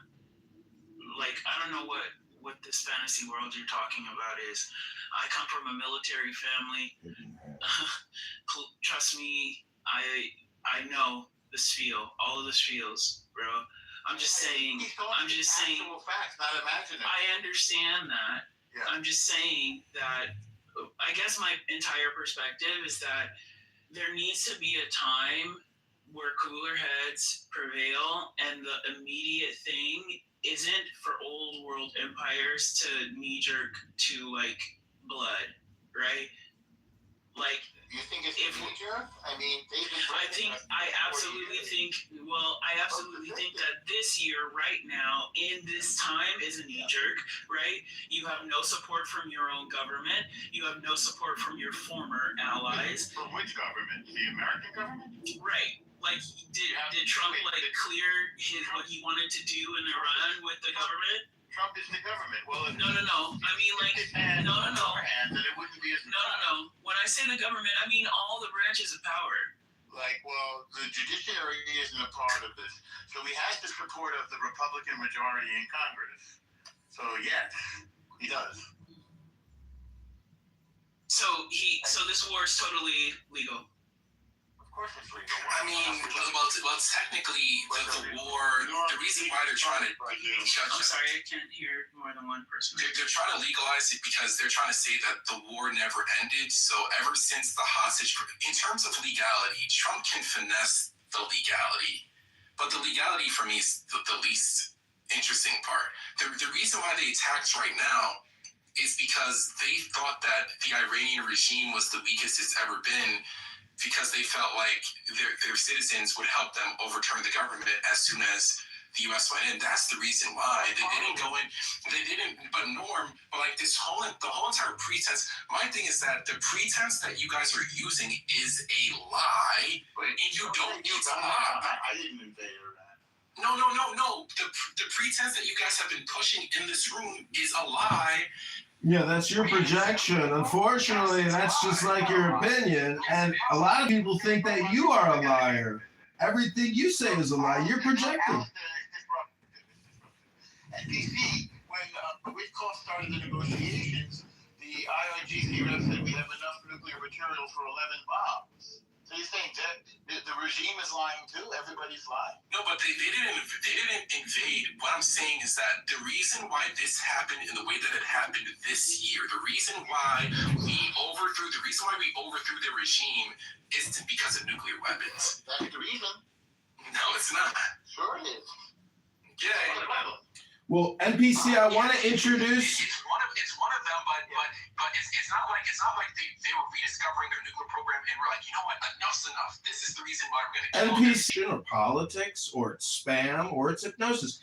Communication is what we're talking about here, and unfortunately, you have to admit that what you're saying is just opinion. What we're saying is just opinion. I don't believe you can actually even tell us the difference between an opinion and a fact.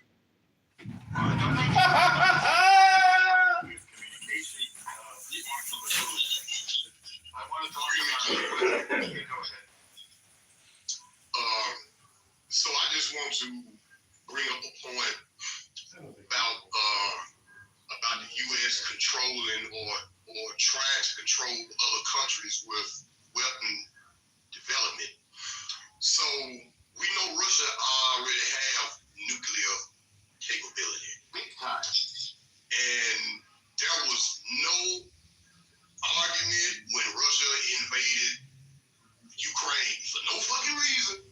We did argue with it. Got to shooting up a lot of motherfuckers. And then Trump even went and told the Ukrainian president, sit down, basically sit down, shut the fuck up, and sign this peace treaty and let us come on in and take your resources.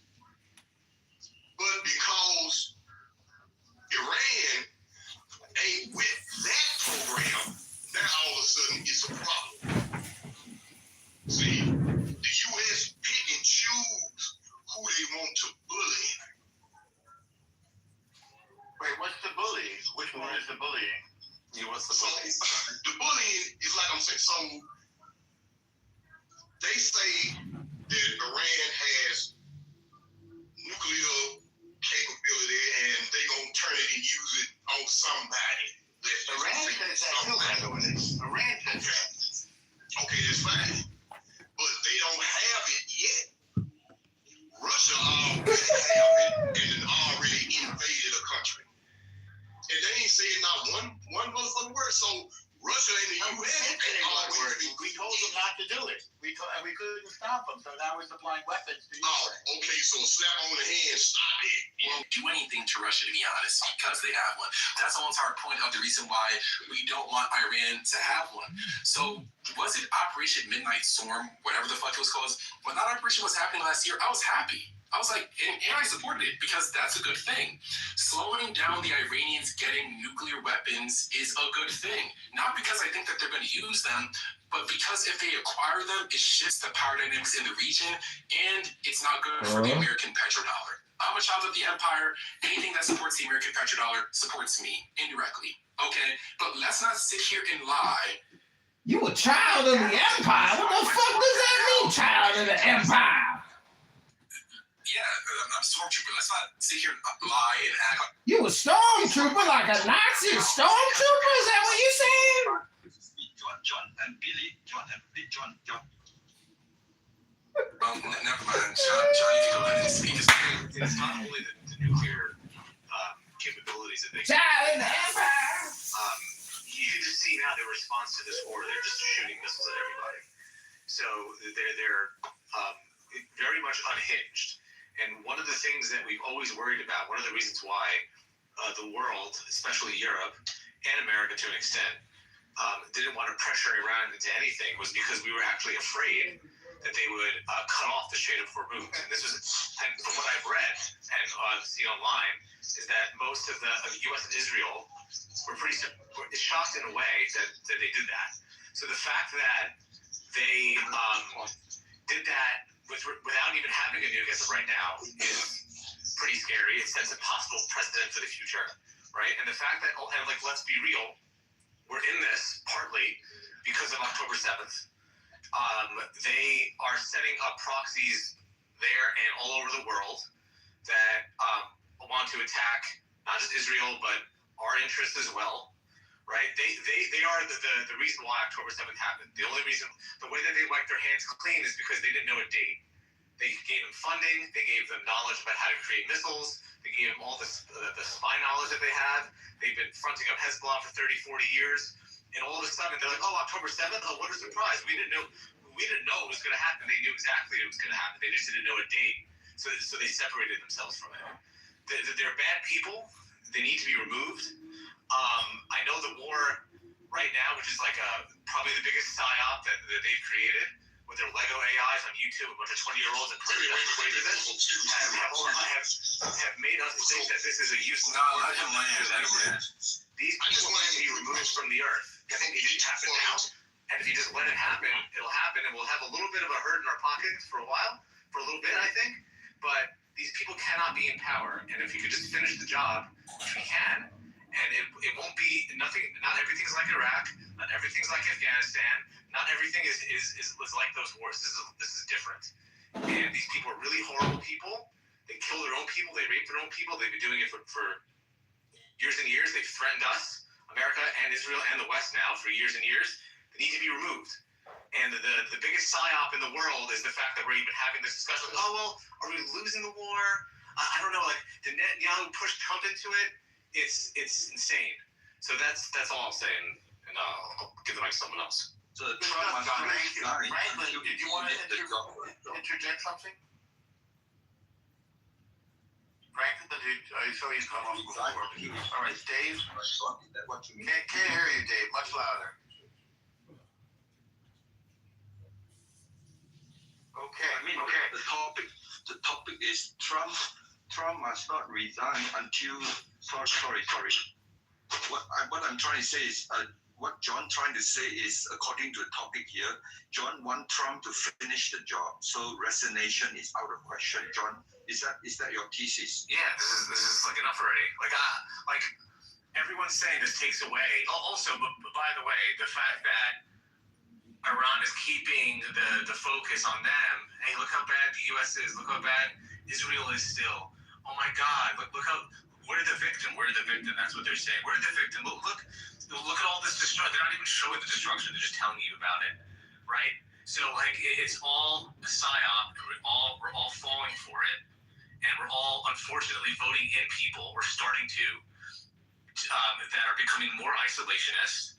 All of the major podcasts to the left and the right are always talking about this.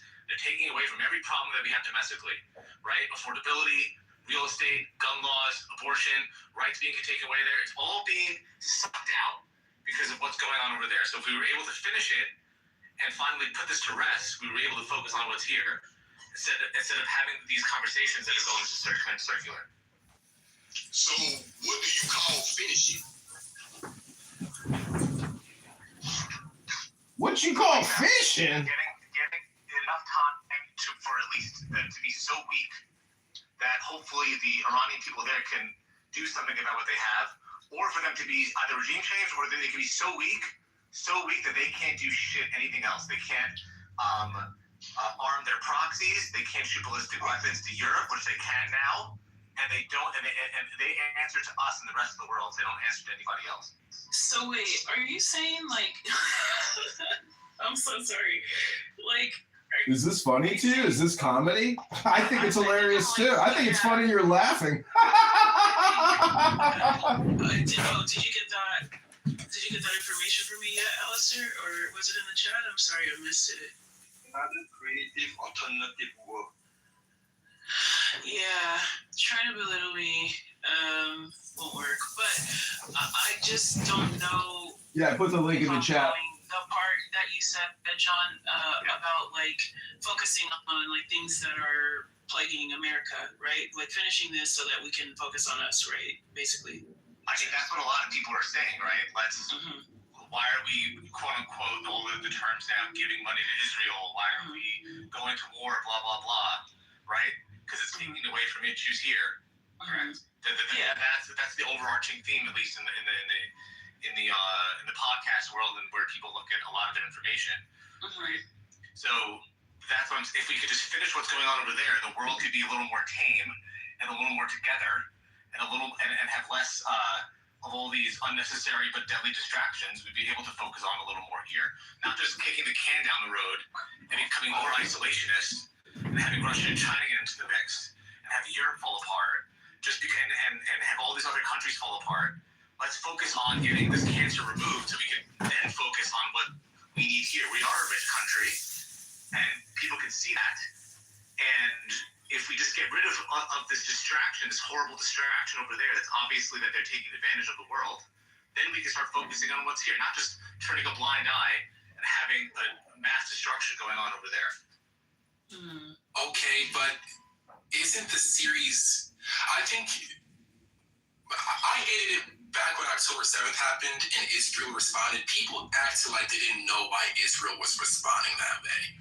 Like there's 2 weeks before Israel responded where everyone was afraid for Israel, oh, you poor Israelis, they just got terrorist attacks. And then as soon as Israel responded, now Israel's the bad guys. No, that's not true. On this app, actually, a lot of rooms were celebrating the October 7th attack, NPC. They were celebrating the chaos, the murder, the slaughter, the desecration of humans, the terrorism. They were happy as could be, dancing in the streets on this app.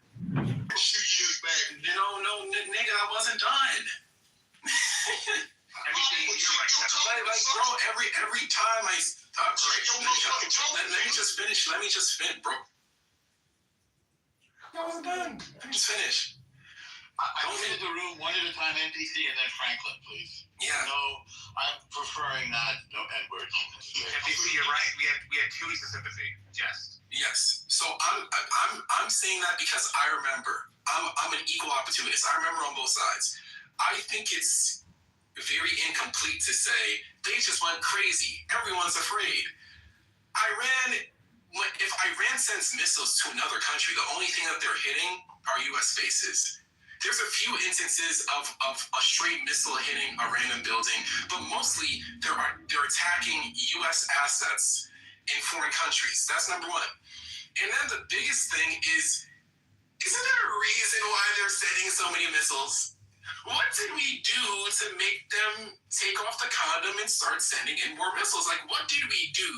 Did we, I don't know, maybe kill every single one of their leaders and everyone associated with them? If any country, I'm not supporting Iran in this. I'm just saying, let's be fair. If any country suffered even 1% of what Iran has suffered, we'd be at nuclear war. If a bomb hit Trump and killed Trump and all of his cabinet, we'd be at nuclear war. Iran did try to assassinate him. That is a good point. Yeah, I know. I mean, if they got away with it, we'd be at nuclear war, period. Well, not nuclear war. So then there's... Yes, we would.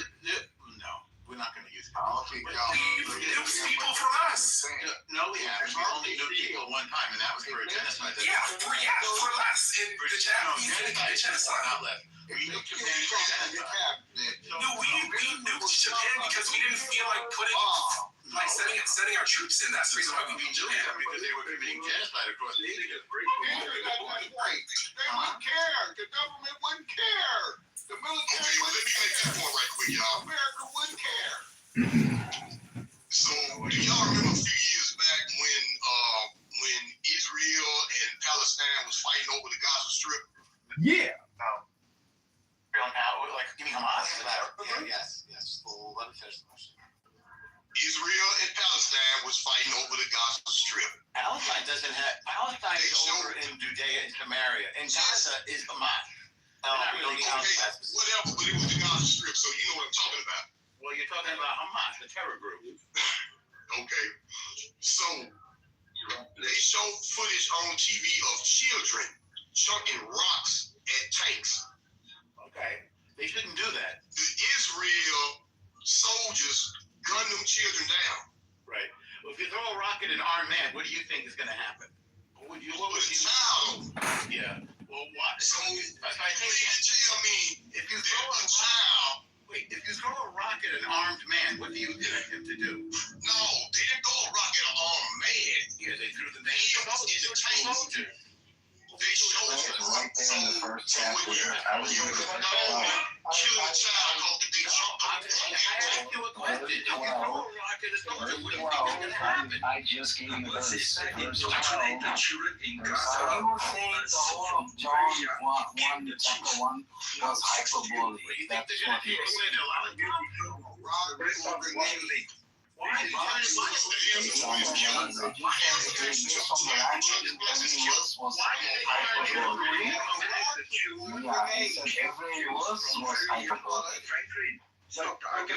So NPC argument is, what should Iran do? Yet all who did not receive him, to those who believe in his name, I'm going to briefly interrupt. Moderators, I put some links in the chat. I'd like to read them. Put me in the queue. Thank you. I'm just wondering, how does that mean that the whole thing is symbolic? What are you using? Oh my goodness, okay. Is Jesus We just killed all their leaders in like one day. We've been killing their leaders, a lot of them for a long time, not for no reason, but like to sit here and act like the Iranians have no incentive to like to have the same thing that other countries have, which is missiles. You can't say Jesus uses hyperbole one. Hi, moderators. Can I get a confirmation that I'll be put in a queue? Moderators, please. It's not Jesus speaking. This is the author of John. As we're not talking about Jesus right now. We're talking about... Okay, point of order, gentlemen. I'm asking to be acknowledged as if I'm speaking and can be heard. Is he literally like... All things is the created order. Okay, point of order, moderators. I don't know if anybody can hear me, but I'm asking to read some quotes from Winston Churchill on the dangers of Islam. I don't believe that I will be acknowledged, so I would just like to speak and interrupt. Unfortunately, I apologize, but I did put some links in the chat from Winston Churchill about the dangers of Islam. I'd like to read them to the room. Would that be okay? No, just stop, man. Just stop. No, you don't have to tell me to just stop. I don't know who you are. You're just a random person on a conference call app. And I'm trying to present some really important information and some very informative information because I believe that I will be able to persuade you that Islam is a danger, that their religious and their legal code is a danger to humanity, to society, and we should fight back and fully understand what Winston Churchill was talking about when he said Islam is dangerous. The link is in the chat. Moderators, I'm requesting 60 seconds to read Winston Churchill. That's all I'm asking. No, we're having a conversation. Don't be rude, dude. This is a conference call app. It's generally for public people. I'm a public person. And unfortunately, just because you don't like it doesn't mean that I can't do it. I can just do it right now. Would you like that? It's not rude. It's what I'm interested in. I think you'll like it, actually. It's not about being rude. It's not about me. It's about trying to provide some informative information. Okay, how long will you be? I want to know. That's why I was asking to be put in the queue. Doesn't matter. See, you're impossible to communicate with. Okay, here's the full Churchill quote on Islam. How dreadful are the curses which Mohammedanism lays on its votaries, besides the fanatical frenzy, which is as dangerous in a man as hydrophobia in a dog. There is this fearful...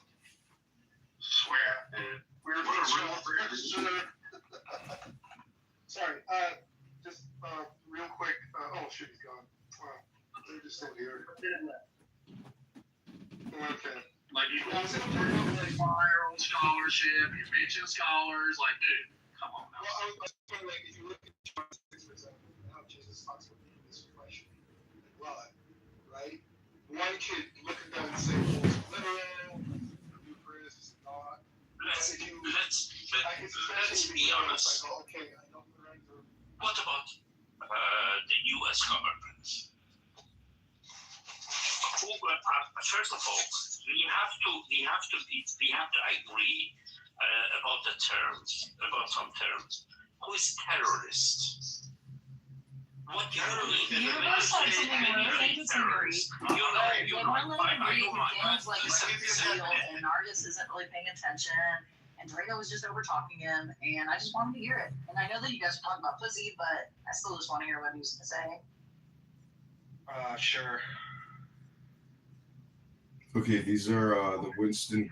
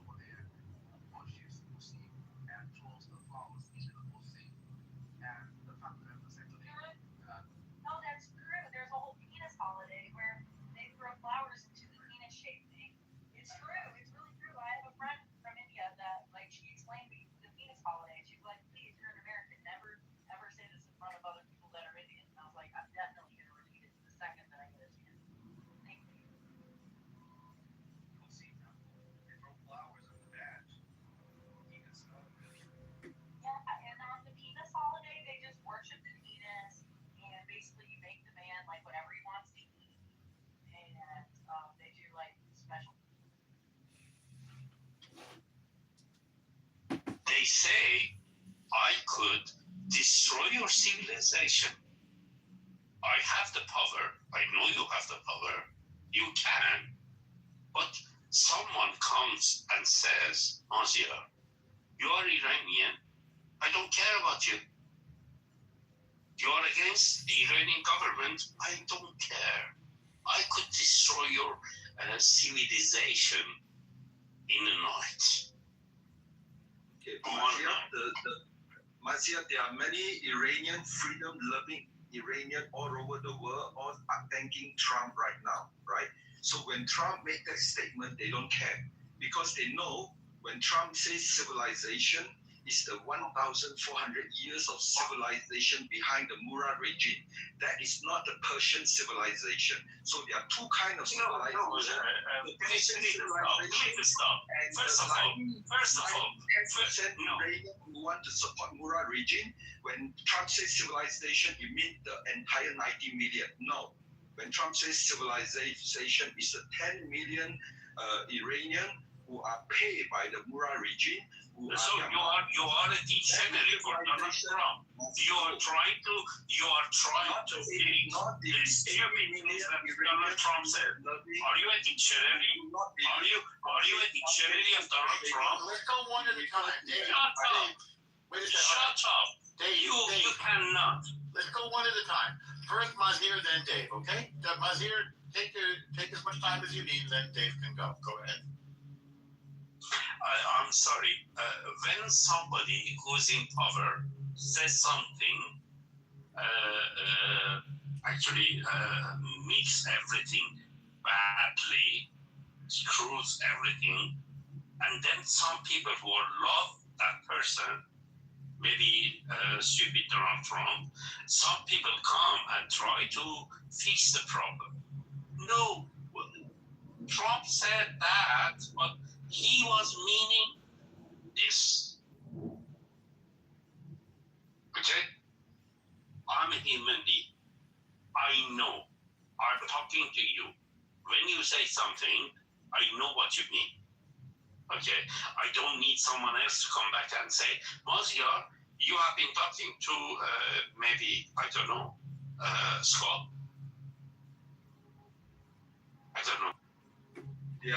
All right, point of order. Just try to make some points. If you have a point, make a point. Do you have a point to make, sir?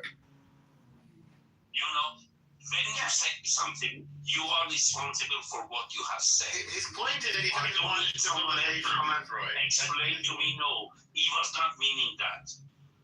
We are not dictionaries. We are human beings. Exactly. And so in the... What was the point of that? So, moderators, if you could please take control of the room and get us back on topic. Should Trump resign will that redeem Trump if he resigns? Or do you think Trump is even concerned about redeeming himself? He said he thinks he might be going to hell, but he said it facetiously. So the problem is, I always think that the solution, or really the conflict, is because of a lack of philosophical understanding. And I'm interested to see, because Xerxes earlier said she hates everybody. She hates people. She hates I know she's being facetious because I understand what she's saying, meaning that there's a lot of conflict and friction, which is uncomfortable. And so I want to avoid it. She wants to live in her little work-from-home bubble and her $3,000 a month townhouse. But the rest of the world does not live like that. If you go to Gaza, if you go to Iran right now, if you go to Lebanon, it's a hellhole, but... that's because people choose violence and weapons and terrorism instead of a real economy. And so all I'm trying to say is, all communication is hypnosis, but it's also projection. It's also politics. It's also spam. It's your choice what you want to listen to today right now. Hello? Yeah, but they choose to live in suffering is a wild statement. No, but they actually they do so. If you ask a person, do you want to suffer? They're going to be like, no. But if you want to, so right now the Iranians, there's a good chunk of them who actually, go get this money. Let me shut the fuck up. Yeah, I'm just going to answer the topic because that's what Alistair asked for. And I want to aid Al in his efforts to maintain a clean room. I typed this in chat before it came up.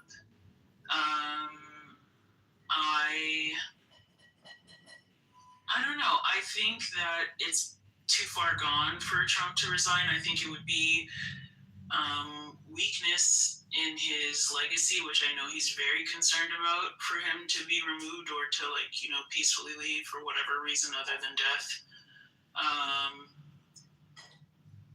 don't know.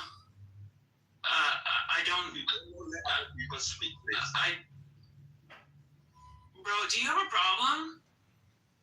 Because you live in the because I've been incredibly receptive to listening to you through your accent. I've been patient enough to listen to what you had to say. So I'm going to continue speaking, and I'm going to finish my point, and you're going to stay on mute. Dave, do me a favor. Just respond when she's done, okay? You can go next, all right? Yeah.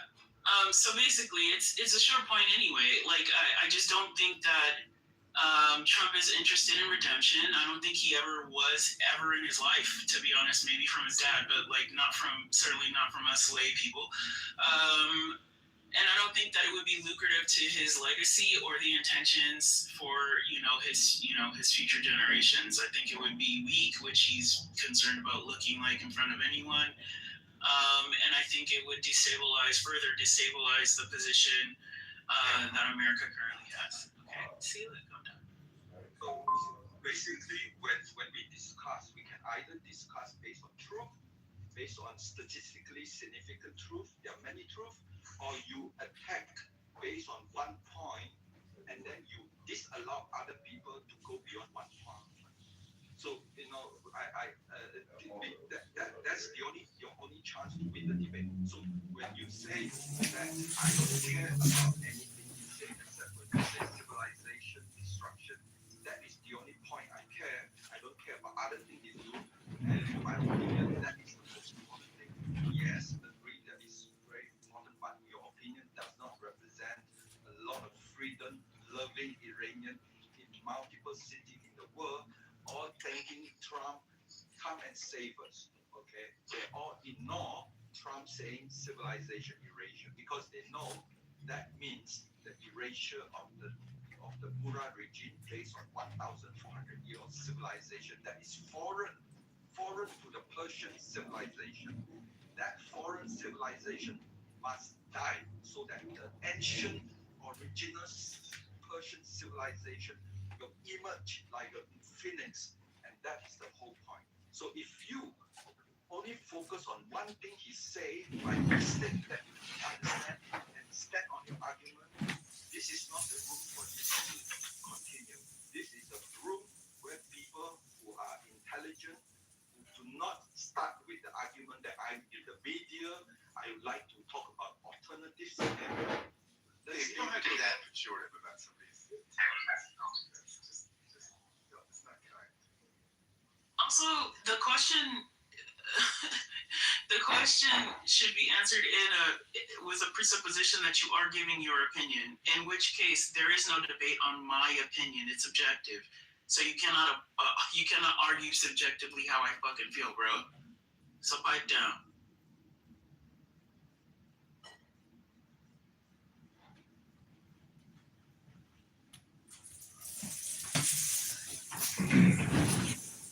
What do you mean people can't argue against you subjectively? The entire conversation is always subjective. This is obviously, subjective, not objective. What I'm trying to say is that all communication is essentially hypnosis. The more you think, the more you speak, the further from the truth you're going to get. So essentially, it's all political communication all the time. I'm just trying to suggest that if you want true joy, if you want true peace, just become a lawyer or an attorney, because the law is essentially nonviolent. And that's where I think everybody wants to be. I'm a socialist. I want equity for everybody. I don't want homelessness. I don't want disease. I want equal opportunity for everyone to achieve their dreams and goals and prosper. Abundance economics. Everybody wants the same utopia. But you're the problem. It's people like you who refuse to see philosophy as the solution to all of your own personal dilemmas. Therefore, you're polarized with political propaganda. It's up to you, though, to choose philosophy over your own bullshit. I am complete.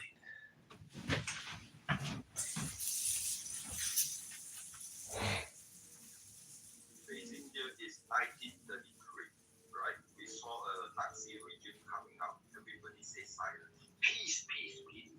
1938 Munich, right? They signed the agreement. There will be peace. And the UK Prime Minister, look, I have the document. Peace, peace, peace. Okay, but then we end up World War II. And then a couple of years later, Winston Churchill wrote in his book.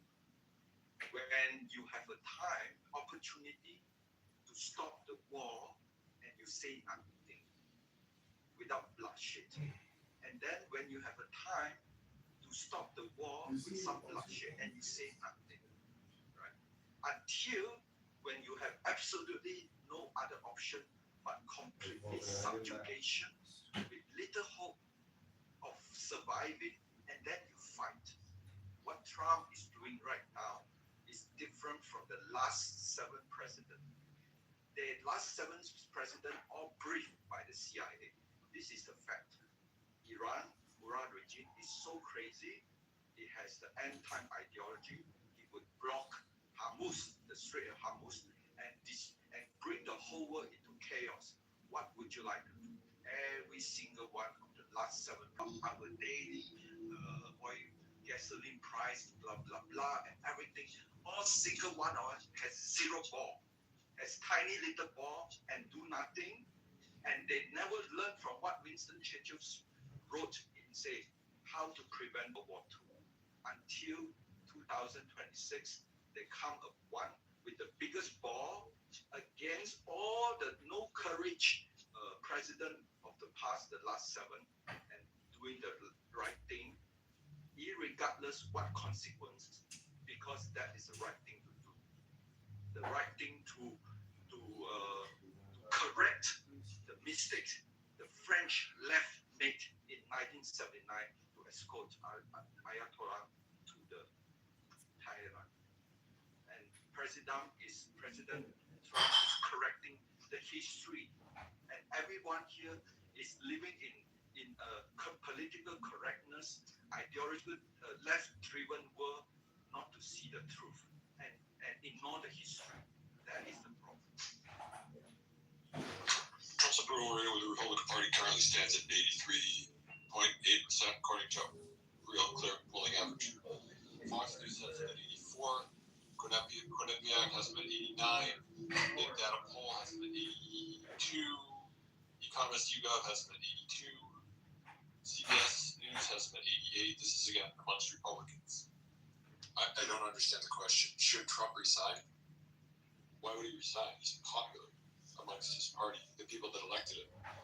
You can disagree with him or agree with him. That's fine. That's fine. Just to be right. But I mean, I skimmed over the article that's posted at the top. It's insane. The article's insane. And somebody who obviously just doesn't like Trump and has a reaction around it. That's fine. Again, they have every right to have the opinion. William S. Becker is an opinion contributor. But the entire premise of the article is his resignation is his last chance at redemption. It's silly. Why would he resign? He's popular amongst the people that voted for him. Xerxes just said that Trump is trying to rewrite history. Isn't everyone rewriting history all the time right now? Even your very existence in this room is an experiment in history in the making. Link is in the chat. Welcome back to Should Trump Resign Immediately? Will he redeem his soul? Will he redeem the soul of the nation? Hello?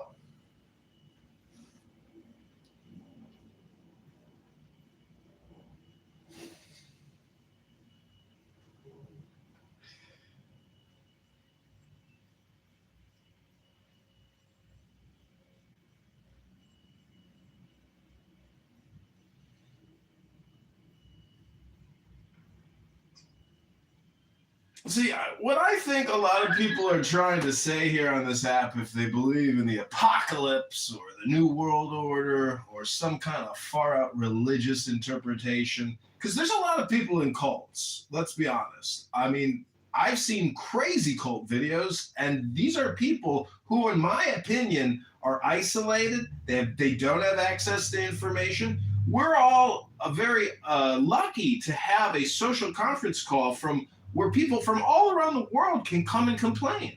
I recently started the Jewish Complaint Department, another house here, and if you want to complain, we will take your complaint and create a room about it.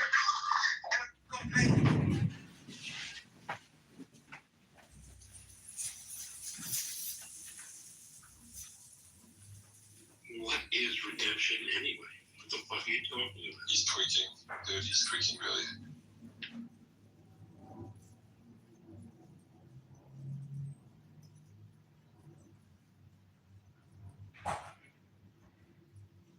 what Scott started, how to improve the messaging.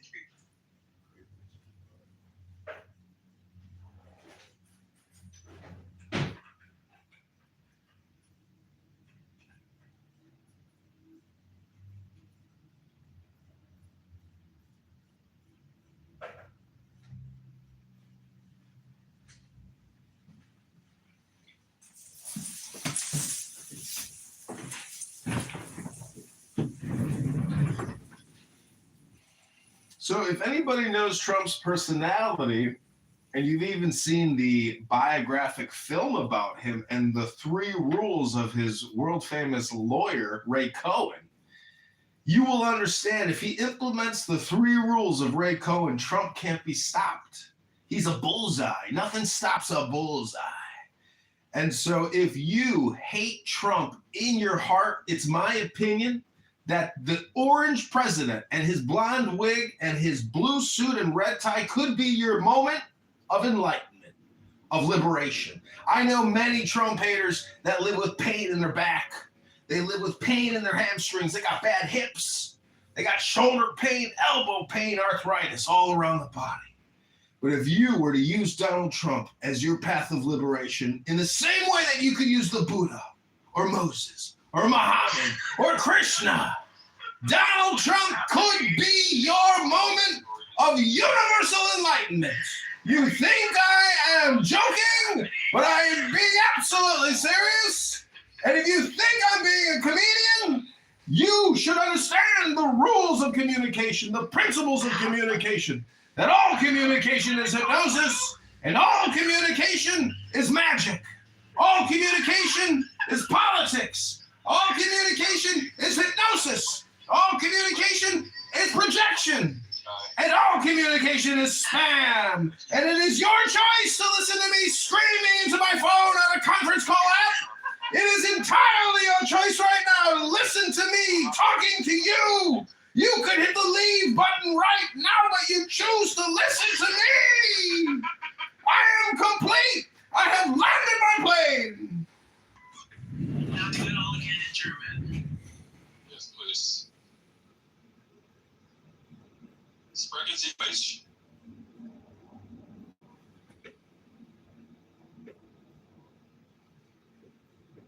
Well, maybe that's what happens if you spend too much time here. I don't know. It's my first time. Now I think it's there. Oh, no, there he is. Kitover, my man. What's going on, buddy? Balls, Scott. Like, he's tripping balls. He's the man. That's my man. Yeah, he's got something out there. He's something. Well, I'm being facetious, but, I listen to a lot of psychonauts, and, Trump just signed this MDMA or this psychotic, psychiatric, so what I'm trying to say is that basically it's supposed to treat severe depression, and I think there are a lot of severely depressed people on Clubhouse. But at the same time, I think intelligence is probably the natural way to alleviate depression, and that means books. And in my PTR, I have a book, which is the Isis tablet, which is a hieroglyphic ancient papyrus, or actually it's a copper bust plate. Anyways, it's just art. And so all I'm trying to say is be creative if, your life is retrograde and it's not going so well. The problem with Islam today is that they're still living in 1655 or 1455. It's not 2026 to these people. And that's the danger, because when science and AI catches up with Islamic terrorism, the industrial Islamic terrorism complex, the world has a very, retrograde philosophy. If you're a woman and you analyze Mohammedan law and you realize you're just property and you're always tied to the hip to the man and you want to be liberated, nah. Not in Islam, baby. We own your ass. And that's why women have to endorse the war, because women hold up half the sky. And you should accept personal responsibility for this war if you're a woman. And until I hear you accept personal responsibility, I don't believe a woman has ever accepted personal responsibility for a war. Because this is a war against philosophy. And the Islamic philosophy is terrorism, sexual dominance, and all kinds of other disgusting Mohammedan laws, which I'm not exactly sure about, because I am not a Muslim. I am complete.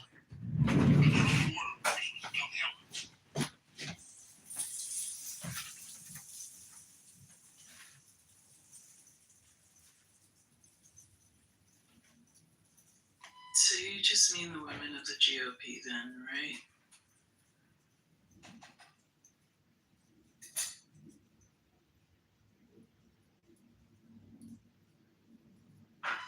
Yeah, Alice, the GOP. are you taking it? Oh. Okay. Why do you feel like that? Well, Trump is a rapist. So you begin there. Well, you think he's a rapist. You think he's a pedophile. You think he's a cannibal. What planet do you live on, sir? Okay. This guy's like a wind up to it. He's gonna do another bump, apparently. Jeez, them. No, these are things I hear on the app. My brain is like a recording box. I'm repeating back to you the bullshit that I hear projected from this conference call app called Clownhouse, which sells all your data. Why don't we focus on one thing at a time? Okay, Billy Sunshine, tell us where we're at. Shut the fuck up and listen for a minute. Okay, tell us where we're at, Billy Sunshine. Was it Trump who said grab him by the pussy? You can do that when you're famous.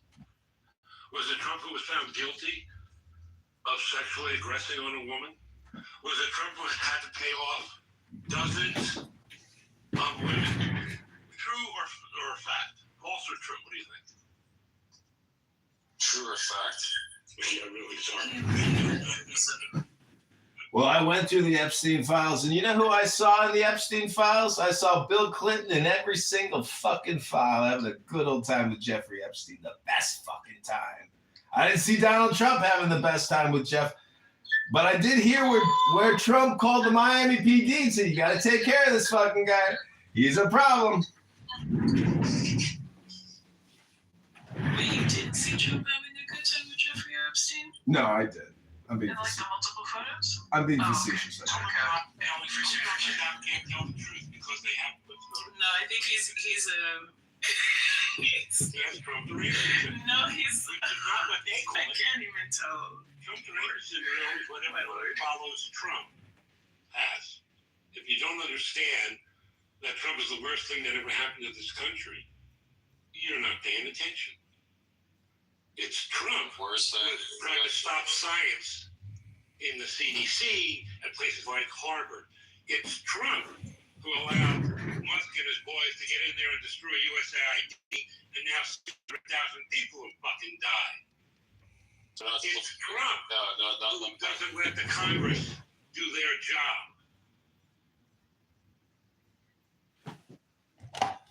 Everything about America that is good, Trump is attacking. He's our Orban, and we have to treat him the same way. He's our Orban. It's Trump, whose best friends are all dictators, not our traditional friends. Trump is a disease, and we've caught it, and we need to get rid of it. Well, see, that's why I say, Billy, Trump could be your moment of enlightenment. I'll be finished in a second. The idea that he would ever resign, that's insane. He's incapable.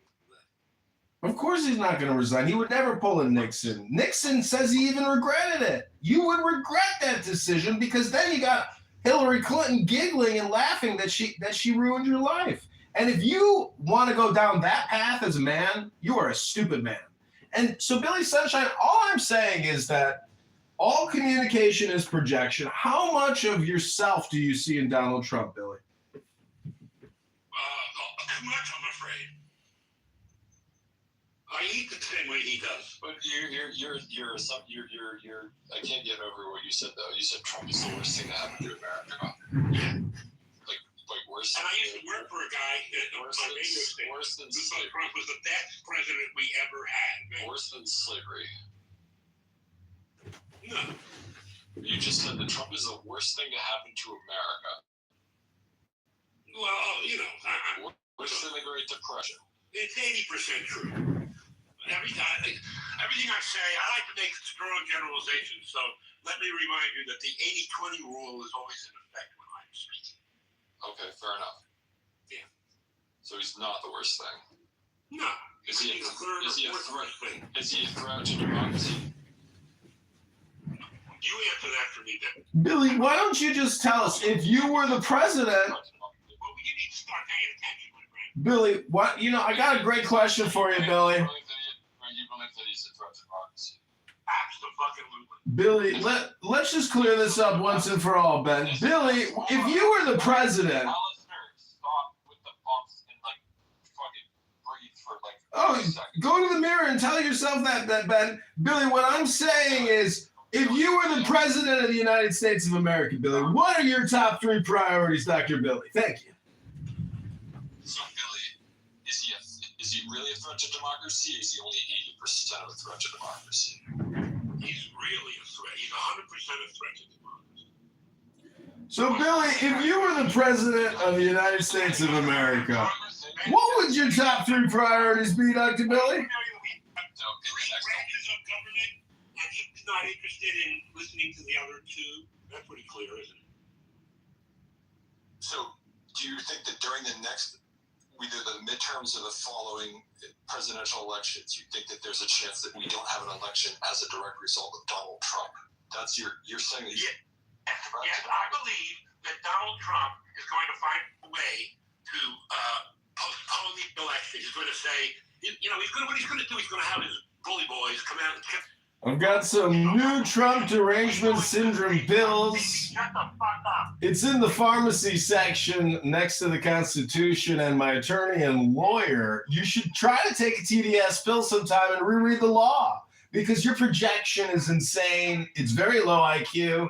And I don't know what world you live on, because lawyers, Supreme Court, Congress, you guys are delusional. You guys are having your own conversation. You're screaming into a conference call. Yeah, that's good for you. There you go. You just leave.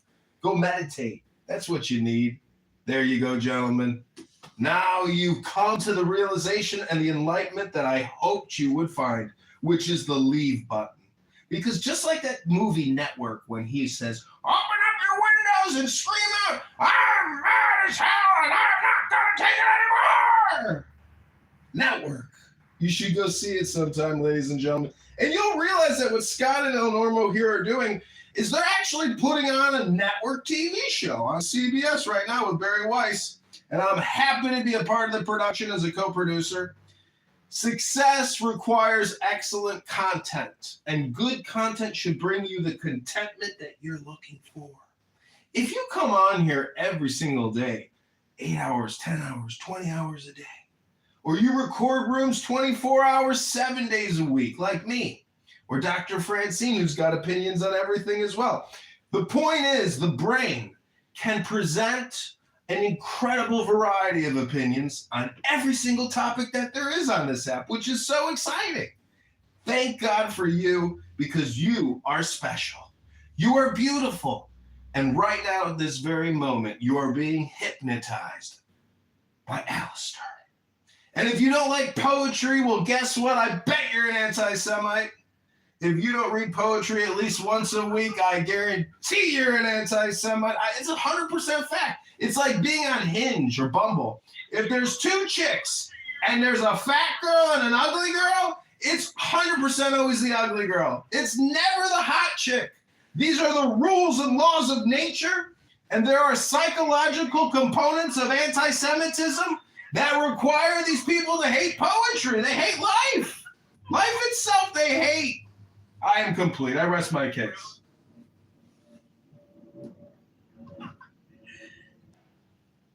Oh, you are currently creating content. Currently, right now, for the past 2 hours and 50 minutes, this is all being sent to Barry Weiss at CBS, FYI. It's a new show on Paramount. Is it a new show, or are you trying to get picked up? No, it's new. We got it signed 2 weeks ago. Thanks, El Normo, for the contact. Send you your royalty check later, babe. What's the premise of the show, Alistair? It's just see you later. Yeah, it's content. You ever been to a bang room? I don't know what that is. Oh, just go in the hallway on Clubhouse. Hit the leave button right now. Go in the hallway and click on any room and just take a little sample.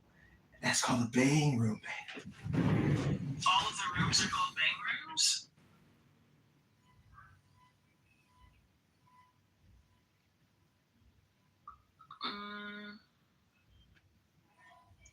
I'm having a hard time believing that this was pitched at all.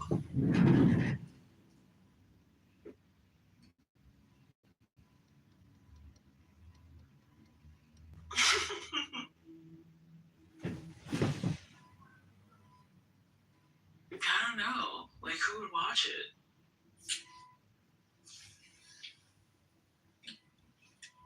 Especially on CBS. Who's gonna watch that? Well, see, it's all about post-production editing. And so if you've ever seen Seinfeld, a lot of people watched that and said, why would anybody want to watch that show? That show sucks. But Seinfeld has produced over $10 billion in revenue. And I think if you analyze, how much you get paid per word in your life, I think we would find out that I probably get paid a lot more per word than you ever will. It's just my opinion, but I could be wrong. You want to be a part of the show? I'm already an entertainer. I'm good, thanks. And I certainly would never work for Barry. That's crazy. But, I mean, congratulations to you, I guess. Ride the wave while it exists.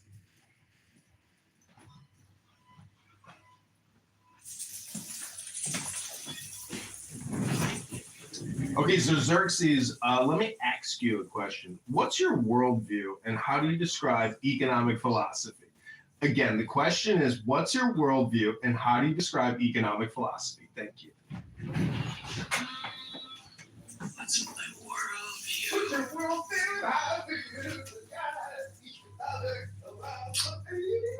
What is my worldview? I mean, I don't have too much faith in the generations of the past. That's my worldview. And the generations of the past seem to have like an incredible amount of power right now. And it seems unusually oppressive.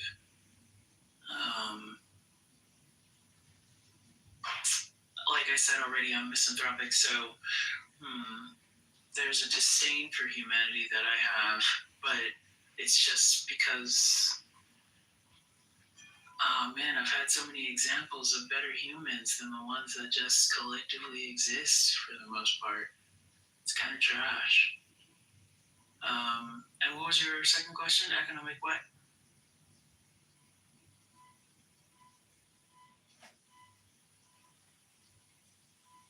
Hey, Alistair. Economic what?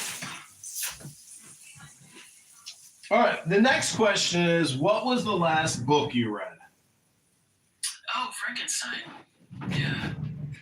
What parts of yourself did you see in the monster and in the doctor? Do you associate more with the doctor or more with the monster?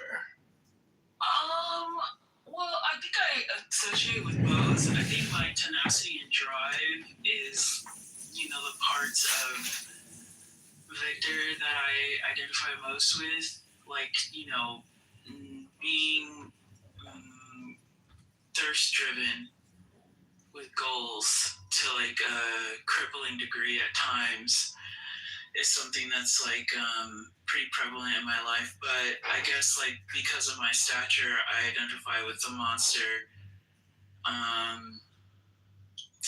At least in my younger years, because there's a lot of othering that happens to people who are like atypical. So like I'm like a giant, I'm like a tall woman, right? And there are linear threads in the way that the townspeople treat. Excuse me, Dr. Monster, could you try to be succinct? Our time is limited. What? Nobody else is fucking talking. You want me to be succinct because you want to like yell again? Or I can do that for you. I can just stop talking right now.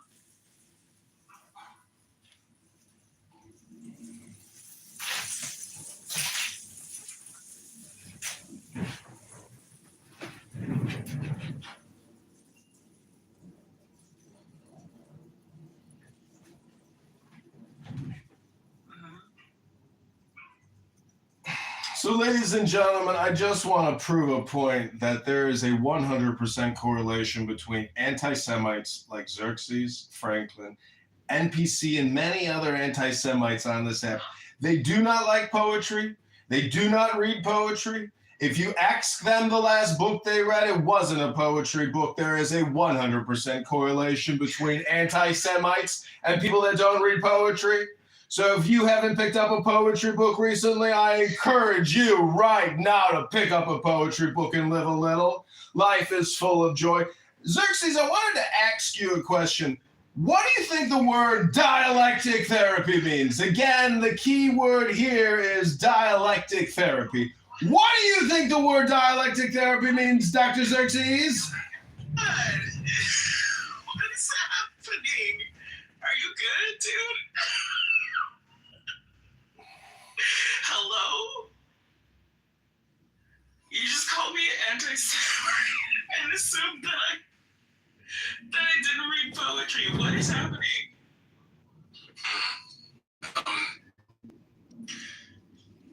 So, I guess I'm anti-Semitic. Goddamn. I mean, I guess I'm anti-Semitic because I don't want to pay more at the gas pump. Huh? Yes, I guess that makes you anti-Semitic to like higher gas prices. And I have a question. All communication is projection. Can you imagine going to the gas pump and filling up your car and being like, God damn, that was $100. I guess that makes me an anti-Semite. Could you imagine coming to a conference call after just talk over people like it was a schizophrenic jumble of a bang room? People just screaming into their phone by the dozens, talking about nothing. I am now going to show you a quick sample of what Clubhouse is like in what they call the trenches or the ghettos of Clubhouse. Ask that shit look good. I do this and that, and it's flattering to her. Another nigga say the shit, she gonna be like, nigga, you weird, nigga. So certain niggas, they like to be objectified by certain men. That's a It's definitely by certain men, and it's definitely certain women like to be objectified, because not all women like to be objectified. Also, the men that flipped it on her, because I know you can't deal with, you can't then rain. She was making it seem like, and I know you can't then, you said, yeah, right, cool, but she was making it seem like every nigga that dressed a certain way is a degenerate ass nigga, right? And she got mad because the niggas flipped it on her, and if they were trying to make her feel bad, because no one had that same energy. No one had that same energy when she was in here unreasonably attacking people. No one attacked her. Flex. So what I'm trying to point out is poetry is a hell of a lot more interesting than Clubhouse. An audiobook by Alan Watts is so much more fascinating than Clubhouse. So why do people choose to listen to what I would call the trenches hypnosis, the hypnosis of the trenches? Hello? Ever hear of Shakespeare? Ever hear of Edgar Allan Poe? Ever hear of Aleister Crowley? Laughing at him. He thinks he's funny. It is. You guys don't find this funny? I find No. John Kitover. He's No, this is hilarious. Oh, this is Kitover. This is Kitover. Yeah. Wait, why are you saying it like that? He's a Clubhouse celebrity. No, I think he's more of a Clubhouse historian, maybe. Because he records everything and he live streams rooms all the time. So he probably spends the most time on Clubhouse than anyone in this room. Oh my god. I got that from the 20 hours a day statement, and I was like, what has the time for that? But that's interesting. But I guess maybe it'll be fruitful in hindsight for someone. Yeah, like let's say 10 years from now, you stop working from home and you actually decide to be somebody, right? I don't work from home, bro. Sure, it doesn't matter if you don't or not. It's just be the character.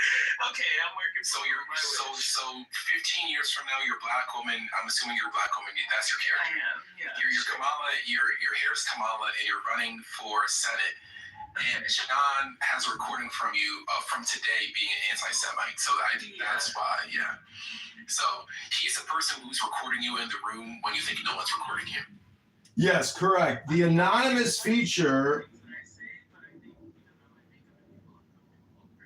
for sure, but this is called capitalism in America. And right now, you see my gay emoji Anon in the audience. That's in a recording studio in a different section of my house with about 20 phones pointed at it.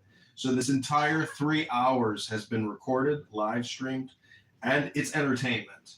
And if you take me seriously and you don't think I'm funny, well, then you don't know that you're part of a practical joke. This is the Bob Faggot Saget, you're on hidden camera. That's the show I run. I produce it for Barry Weiss here at the CBS facilities in Hollywood. I submit the tapes, they review it, they edit it. If they want to use it, they use it. But I'm just a content creator here working for Barry, and God bless you all. I hope you have a fruitful and productive day. Thanks for being a part of the production. If you are upset that I record and live stream Clubhouse, well, that's a you problem. That's definitely not a me problem. I am complete. Complete is crazy. I mean, it takes all kinds, I suppose. Although, I guess I should stop asking questions.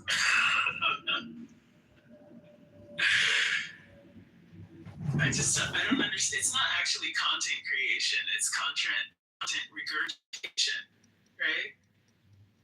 Yeah, it's kind of like when a cow barfs up some grass to eat it again, so it digests easier.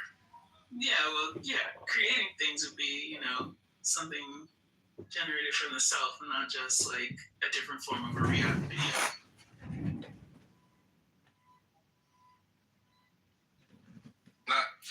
Well, basically, you can boil down life into 4 primary components: cause and effect, and action, and reaction.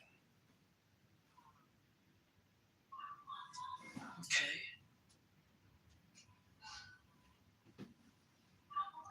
Yeah, I knew something was off the way you were reading that Churchill quote. It was a little weird. Anyone who reads Churchill verbatim in 2026 has mental health issues. Like, no. Well, what's funny about that is Churchill was very popular even here in America. So to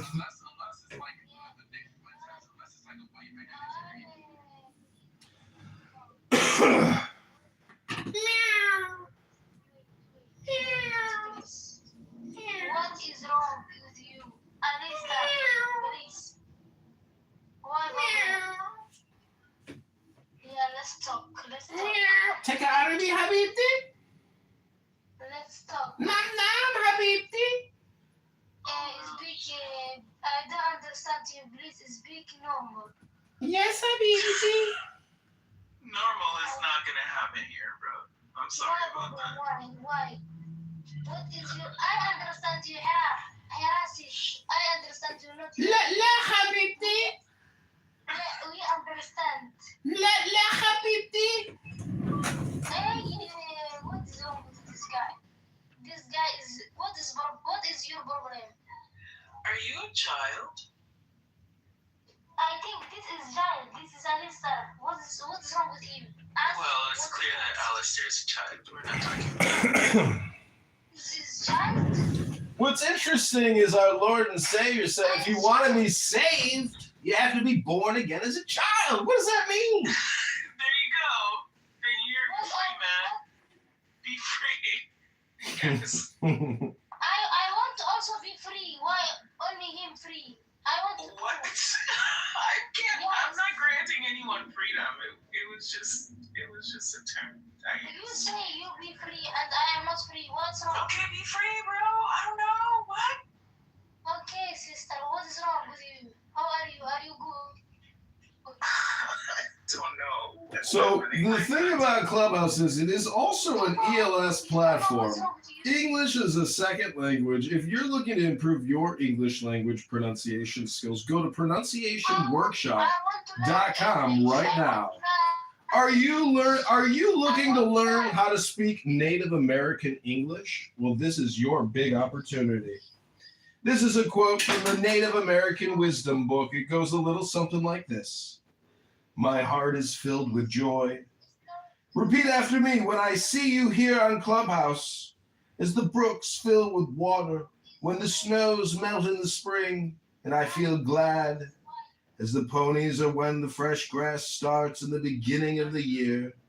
I heard of your coming when I was many sleeps away, and I made but few camps before I met you. I knew that you had come to do good to me and to my people. I looked for the benefits, which would last forever. And so my face shines with joy as I look upon you. That was 10 Bears at Yamparika Comanche. That's Native American philosophy. Isn't that beautiful?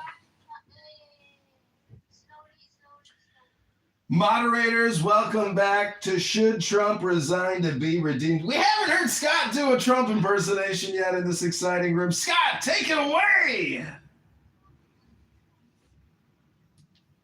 Please take a break. Habibdi, I want to get Scott to do a Trump impersonation to give us a new national address so I can clip it and put it on YouTube. Take it away, Scott!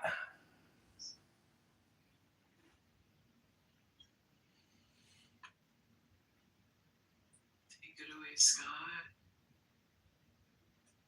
Please take it away, Scott. Hi, Tati.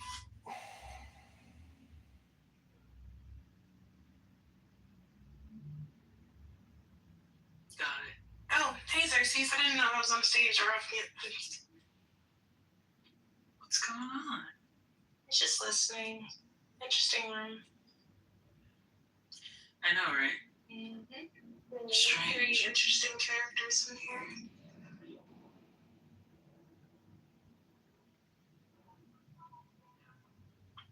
It looks like it's dark, so. I just describe it as like, you know, like a shaken bottle of soda, just waiting for somebody to pop the top. This room shows you the state of Clubhouse. It's over. Matt, why do you believe that? Not that I have, you know, any dog in this fight.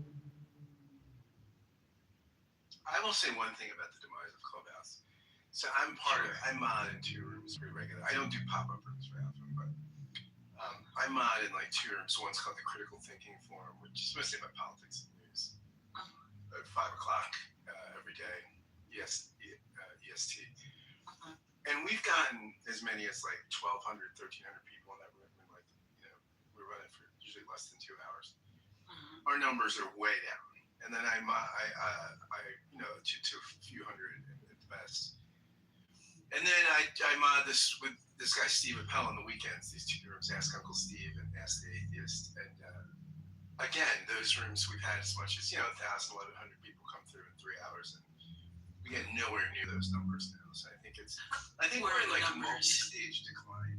I think like the first big decline was post-COVID.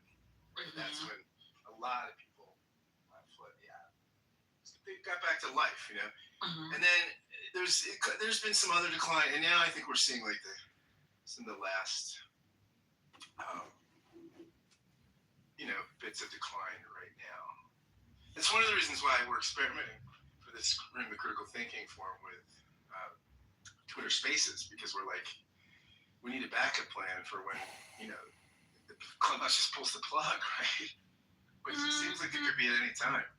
Really? And like now that Clubhouse has started to monetize, I think that their shelf life is a lot longer than. So you think that the premium membership will there's enough people to sustain it? I don't see Clubhouse shutting down anytime soon.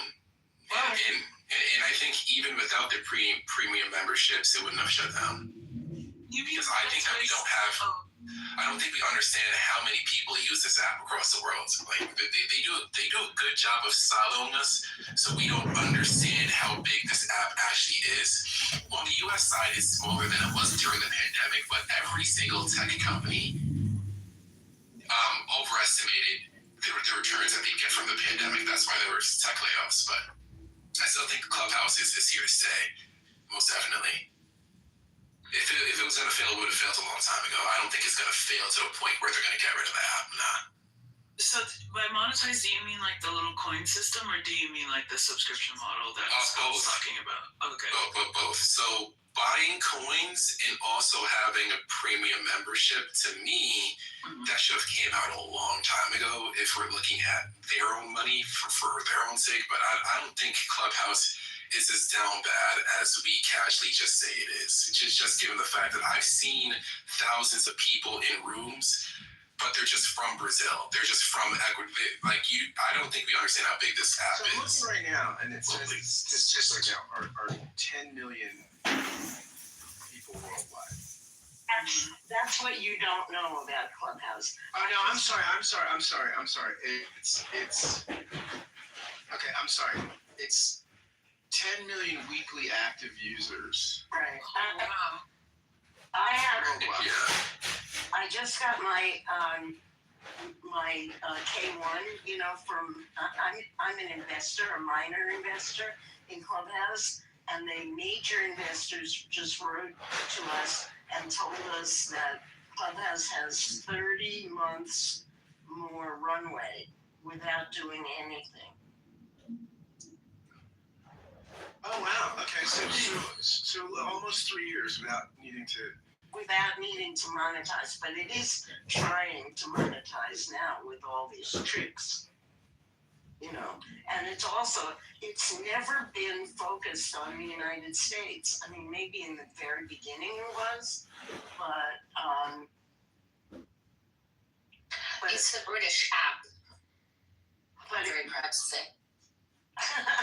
but it is worldwide, and they're thinking. The other thing they wrote in my investor letter is that they are looking for other places to,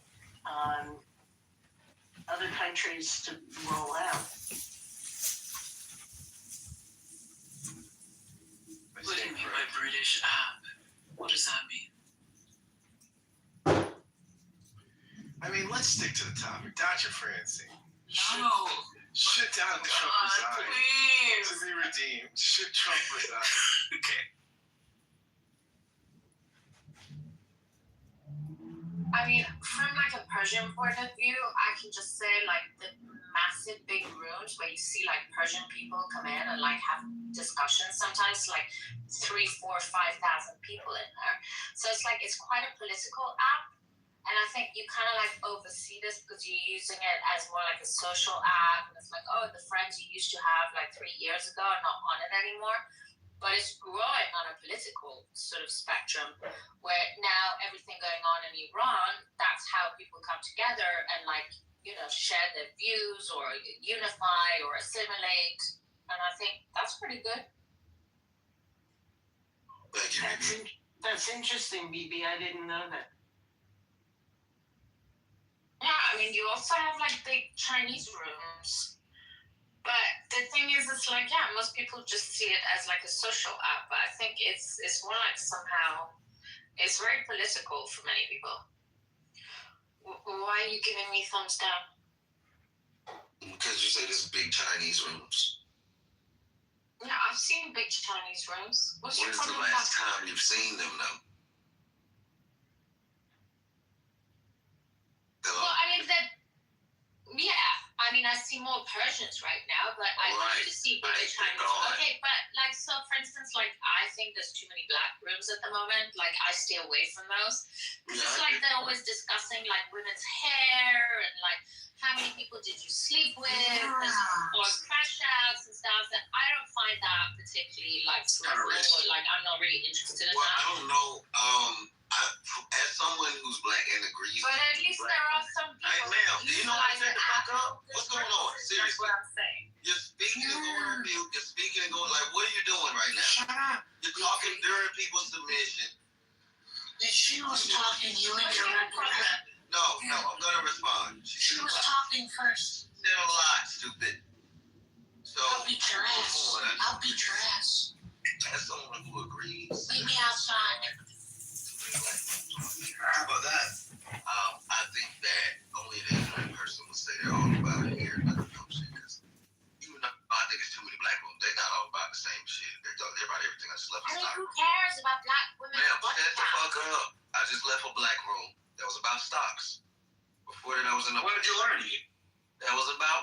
Well, How much money did you learn to well, make? there's a room. Then before that, I left a black room about baseball. What you Before learned that, there? there was a black room about geopolitics. So I do agree it's too many black rooms. I used to see other races more. I still do because I have a good algorithm. But to just say that it's all black people talking about hair, I mean, either you have a dumb algorithm because you're dumb, or you're gaslighting. And Well, BT, I like to teach people and tell people what I mean without being mean. I think it's important that we use this app to tell people what we mean without being mean. And I am a supermodel. I do work on TV. I'm highly desired in the industry. And everybody wants to be like me because I'm beautiful. And not many people understand the point of what this app is. It's not to criticize people or complain. It's to read poetry. That's the great point. Just read some poetry. Your life might be a lot better if you try to be like a supermodel like me. A supermodel who reads great poetry and reads great books all day for CBS with Barry Weiss and makes $1 million a year as a supermodel. You're a stupid ass dumbass. Stop calling people stupid ass. You're such a stupid ass, you dumbass. Glad to believe you, stupid ass. Shut up, dumbass. You're such a stupid ass. Kitover, my friends. John Kitover He's fighting multiplying.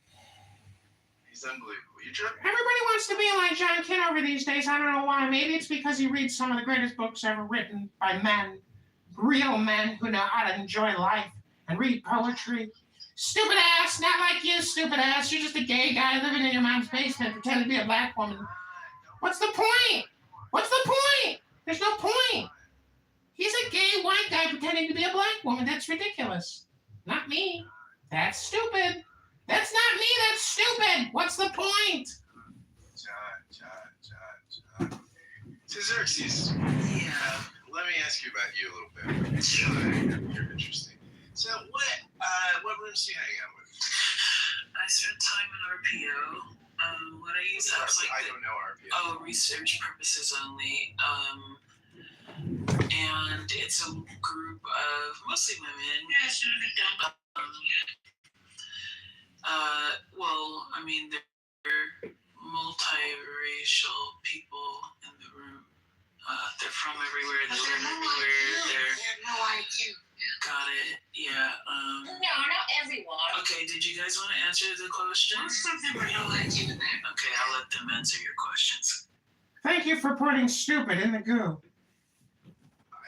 I put stupid in the queue. Yeah, okay, so you hang out there. I don't know research purposes only. I don't know what that room is.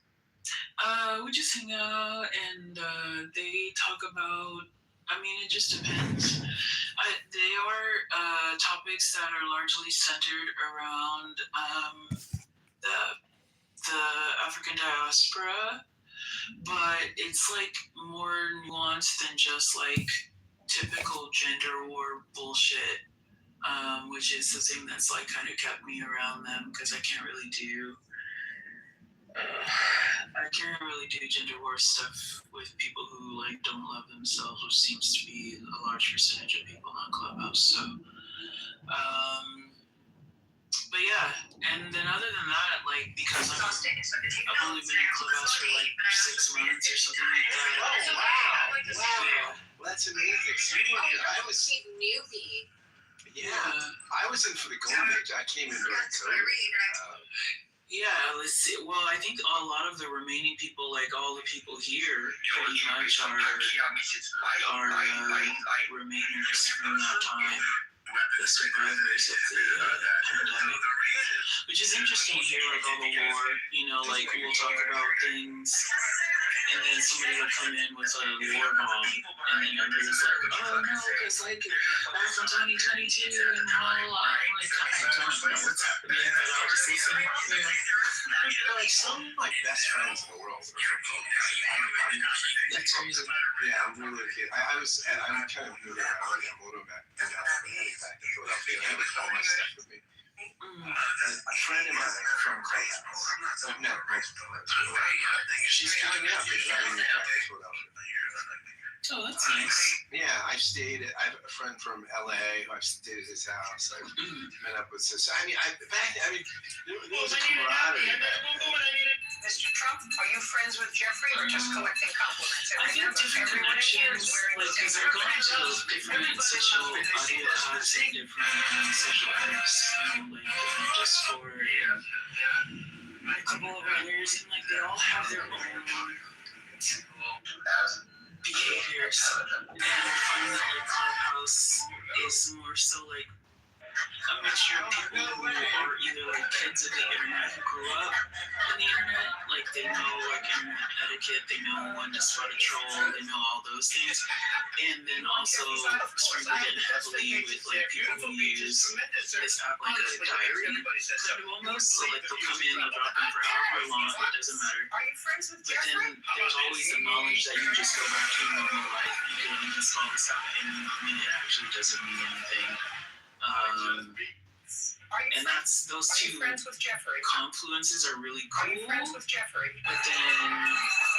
learned in Clubhouse is that because some people are operating inside the internet and some people are operating outside of the internet, tensions arise, and consequences come to people that they didn't know were possible.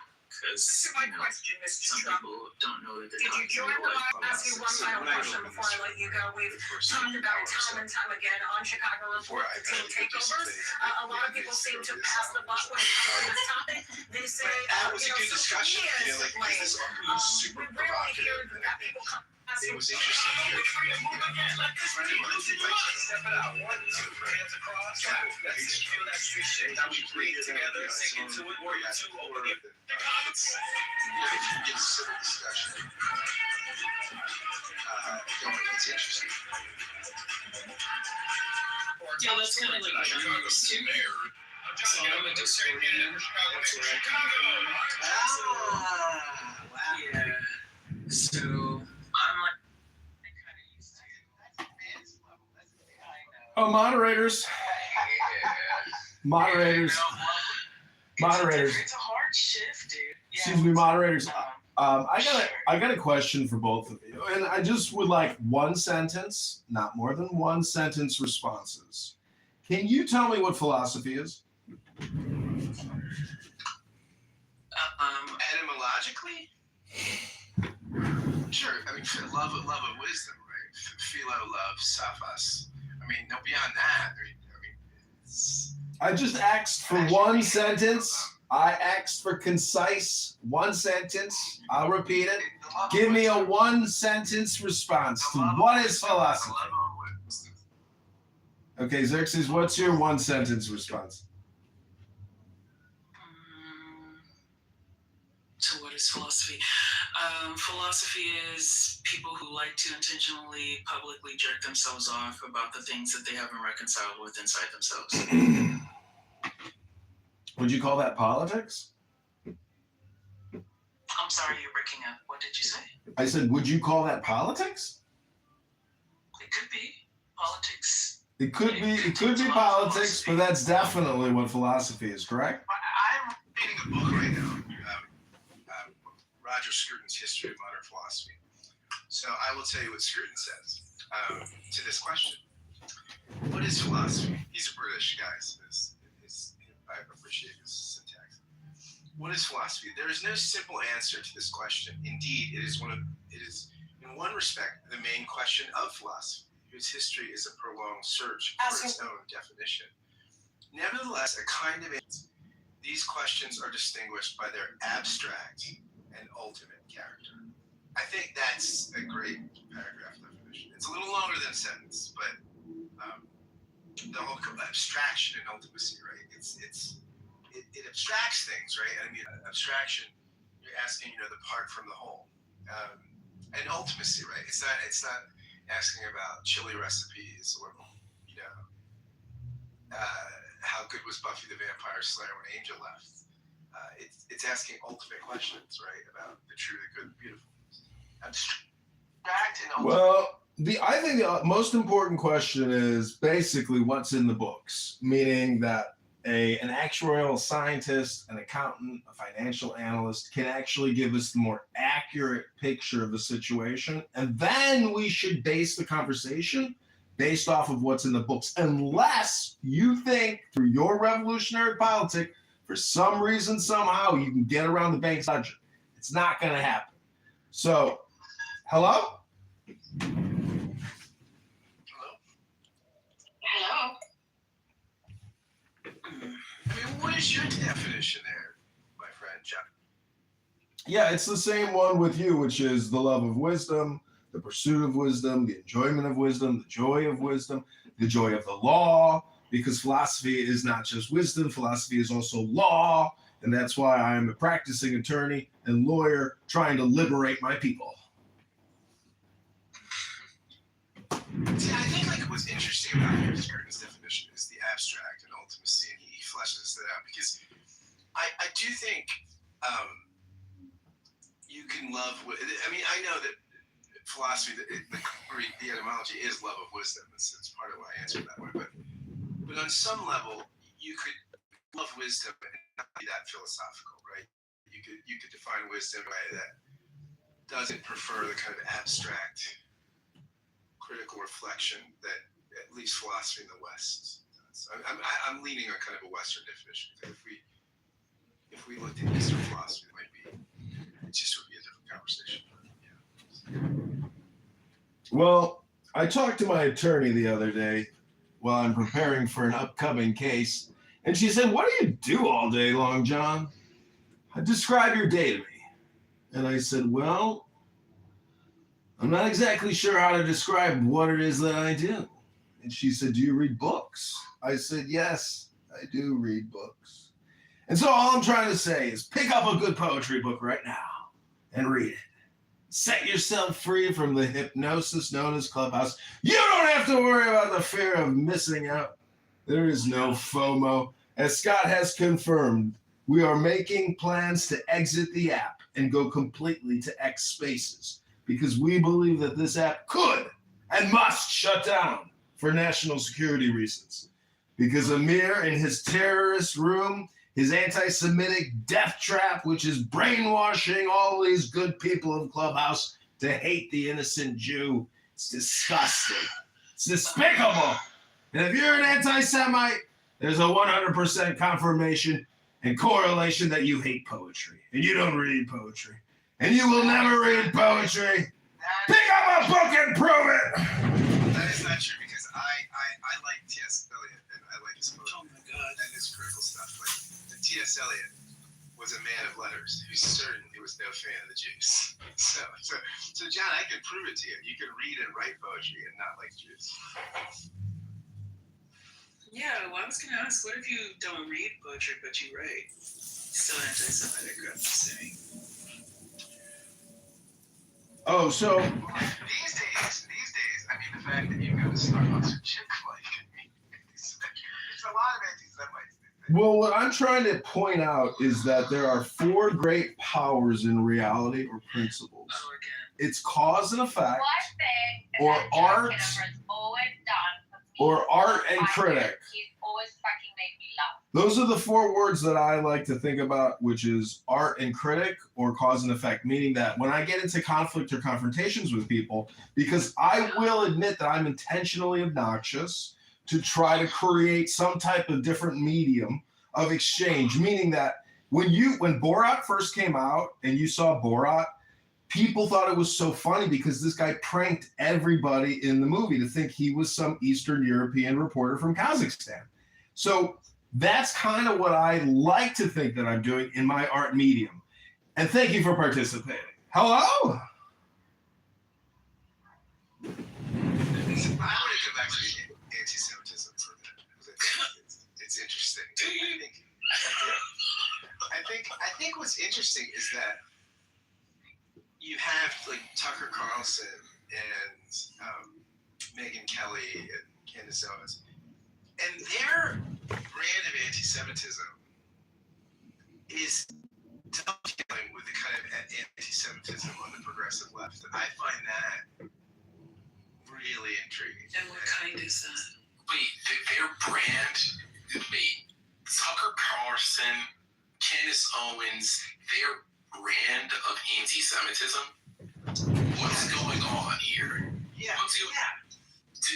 So is it anyone who has any critiques, anyone who's an isolationist, anyone who's MAGA, truly MAGA, anyone who's America First, they're anti-Semitic because they don't want to just open their cheeks and let Israel do whatever the fuck it wants all the time. With our bodies and our American, it's our soldiers getting sent over there, and it's our taxpayer dollars.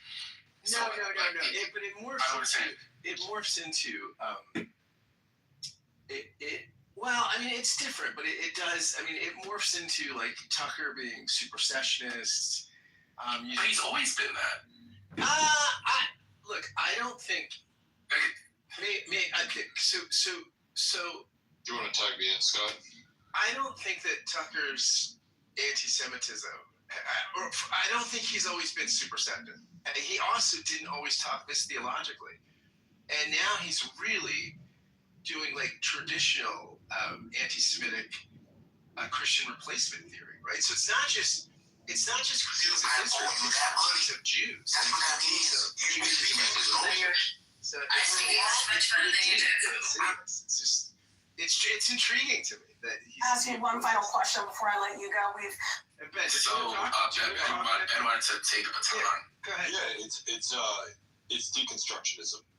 Like, if you're talking about what is the similar strand of anti-Semitism between the Tucker Carlson right and the far left in the United States, it's rooted in deconstructionism.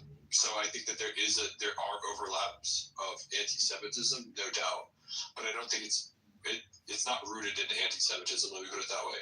It's not saying that the root of all problems is the Jews.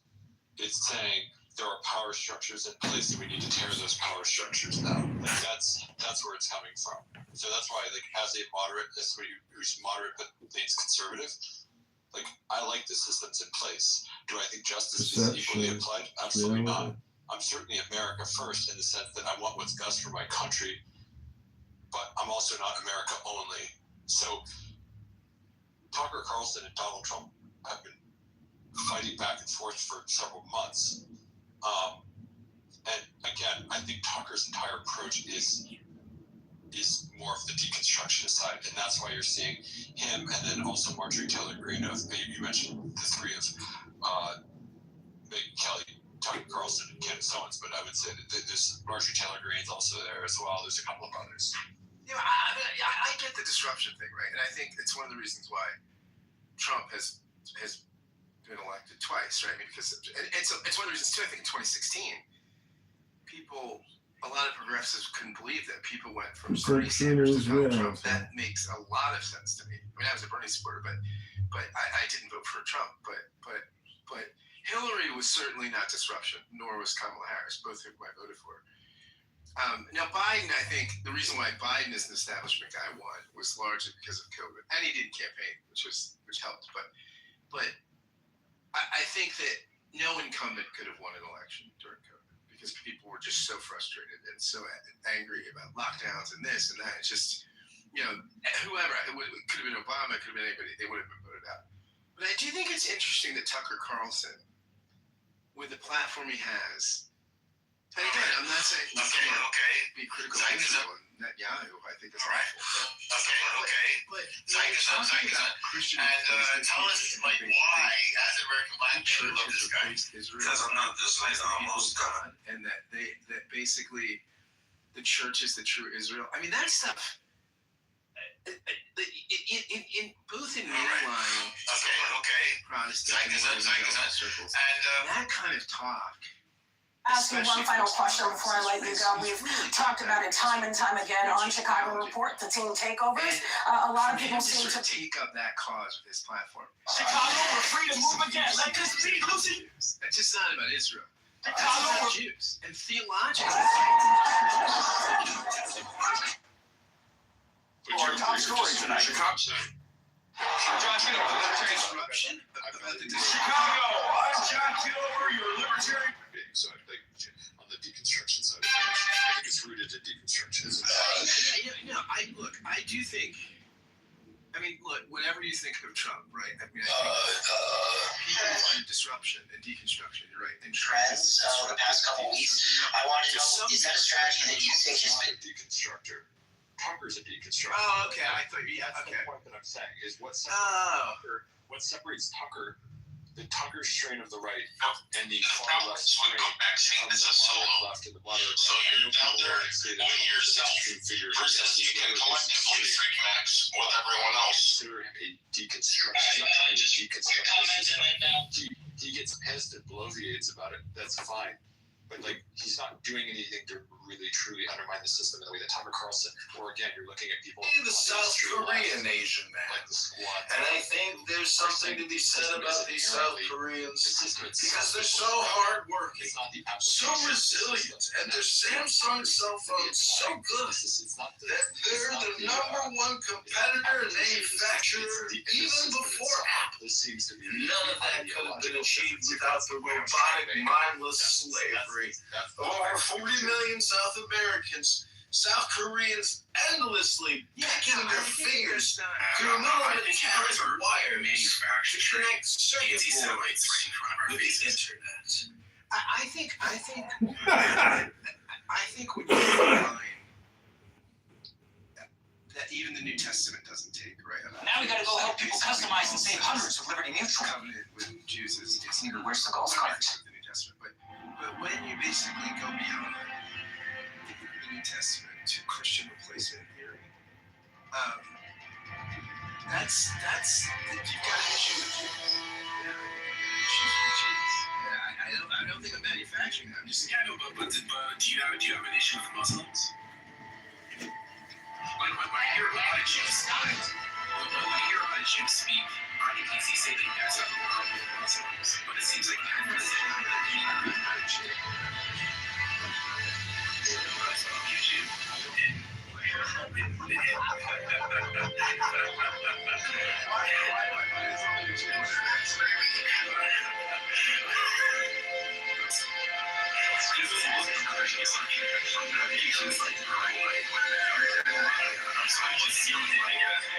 escalation in the type of language that we're using when people are giving critiques. And when people are giving valid critiques and they're still target feathered, it makes all the Alex Jones conspiracy stuff more palatable. No, it's not more palatable. You're just catching up to the information. The truth is in the Epstein files. Bill Gates, Bill Clinton, the two Bills. And you know what? They had a good time with Jeffrey. I seen all the photos. I seen the tranche of videos, all the naked women, all the hot tubs, all the luxury dinners. And when Ghislaine Maxwell's making speeches at the United Nations multiple times, well, clearly we have traitors in our midst. And what do you do to a traitor? Hello? I love Kitover. Okay, so Scott, let me show you what I mean, because some people are pretending to be obtuse in the chat. So when Kanye West says slavery was a choice, he says the worst things when he says, what the fuck, who's that? George Bush doesn't care about black people. Kanye West has gone after every single ethnicity, and at the same time, he's a person who's known to be clinically diagnosed crazy person, right?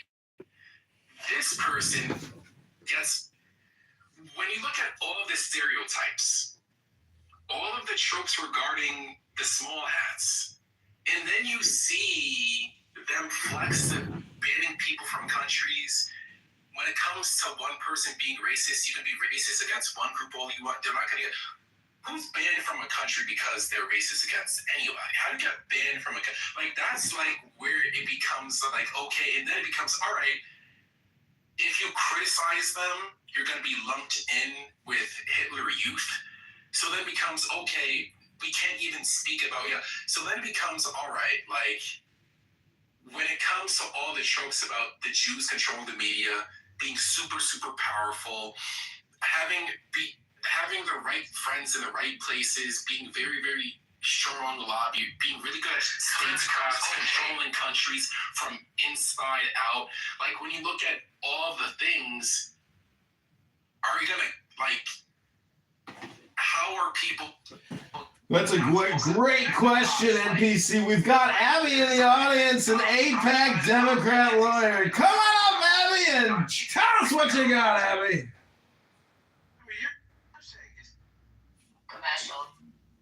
You're saying because a group of people has a disproportionate influence to their size, right?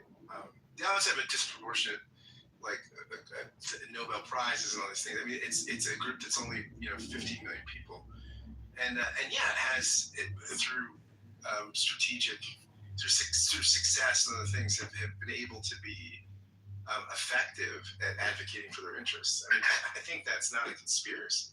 Yeah, I don't think it's a conspiracy either. But if I repeat what you just say, I get shouted down and called an anti-Semite. I don't think that it's like Asians being good at math. I don't think it's a big conspiracy that Asians are good at math. I think that there's a lot of different reasons why, on average, Asian children are really, really good at math. Okay, but if I say that on average, Jewish people are this, and that. Wait a second, do you think it could be because there's over 2 billion Asian people? I think it's because there's over 2 billion Asian people, because I've asked Asian people, how are there so many engineers that come out of India, and how do they all have H-1B visas here in the United States of America? They've got it because there's 1.3 billion Indians, and there's 1.1 billion Chinese. There's a lot of engineers. Hello? I'm happy to talk, but I really don't feel like. No, the positive stereotypes are the ones that are scrutinized. What you're saying is wrong. Yeah. What you're saying is wrong. So what you're saying Jews is are hurtful. overrepresented in media. What you're saying overrepresented in the media. If we were, people like you wouldn't be saying the shit you're saying on social media. Now, would you? If we're overrepresented and we control it, then why is it so negative towards us? Please tell me. Explain that one. Why do we have all the problems we have on social media and on the media, and people like you saying the things you're saying if we control it? Explain that. It's illogical, isn't it? Completely illogical. If you want it to be. What else do you want to bitch about us? And is it every day that you like to say something? Did you pick on someone else this week? Yeah. So what else do you want to pick on? What else are you about us bothers you? What else? So get it all out. The Do we control the sports? Do we control sports? You guys also control the weather. You guys also control the weather in Down. So that's an issue. Do you think the stuff that you say then gets picked up by other idiots and they harm people as a result of it? Do you have any idea what kind of harm is happening to our community? Do you know? Do you pay attention to it? Do you read about it? Do you know how many car accidents are caused by? Do you know how much harm is happening to our community? After the recent incursion into Iran, within 6 days of the incursion, we received 8,000 threat to life in the United States alone to our community, to institutions in our community. 8,000 threats to life in 6 days. That's just a little slice of an example. We spent over $750 million of our own money for security to protect our institutions, to geofence them, to target harden them, our own money. Because of shit that's said like this, that other people pick up, and then they just start going up the pyramid. Then they start going up the pyramid of hate. Why don't you Google what the pyramid of hate is and learn about how your little comments then grow into a little more discrimination, a little more hatred. Until it's top. Why don't you take a look at it? Okay, so can we calm down? Can I just ask a question? Calm down. It's so really awful to live with it. It's awful to take children to go to the temple and you gotta have SWAT teams. I understand. Do you know what that feels like? I kind of don't understand what social violence feels like. And all this shit just adds to it. And instead of being sensitive to it, you have assholes that say things like this that are being said in social media and then accuse us of controlling it. Okay, so I'm just going to address a couple of things. One, I believe that in America, from the ages of like maybe 6 or 7, at least on the West Coast where I live, we are taught to be sensitive to the plight of Jewish people. It's taught in education systems all all up and down the state, probably in the other two that are above us as well. I don't know what's going on in the rest of the country. I live in California. We have a whole museum dedicated to educating people on the Holocaust and the plight of the Jewish people.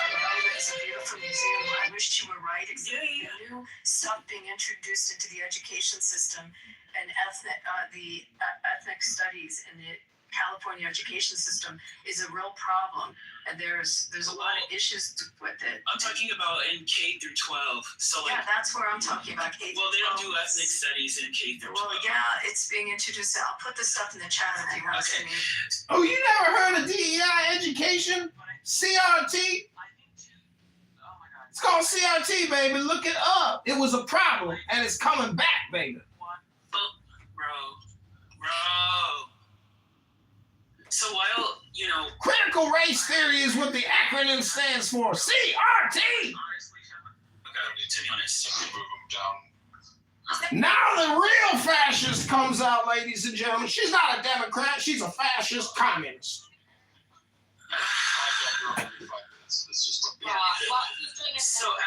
So Abby, I understand your frustration. I can empathize with your frustration completely.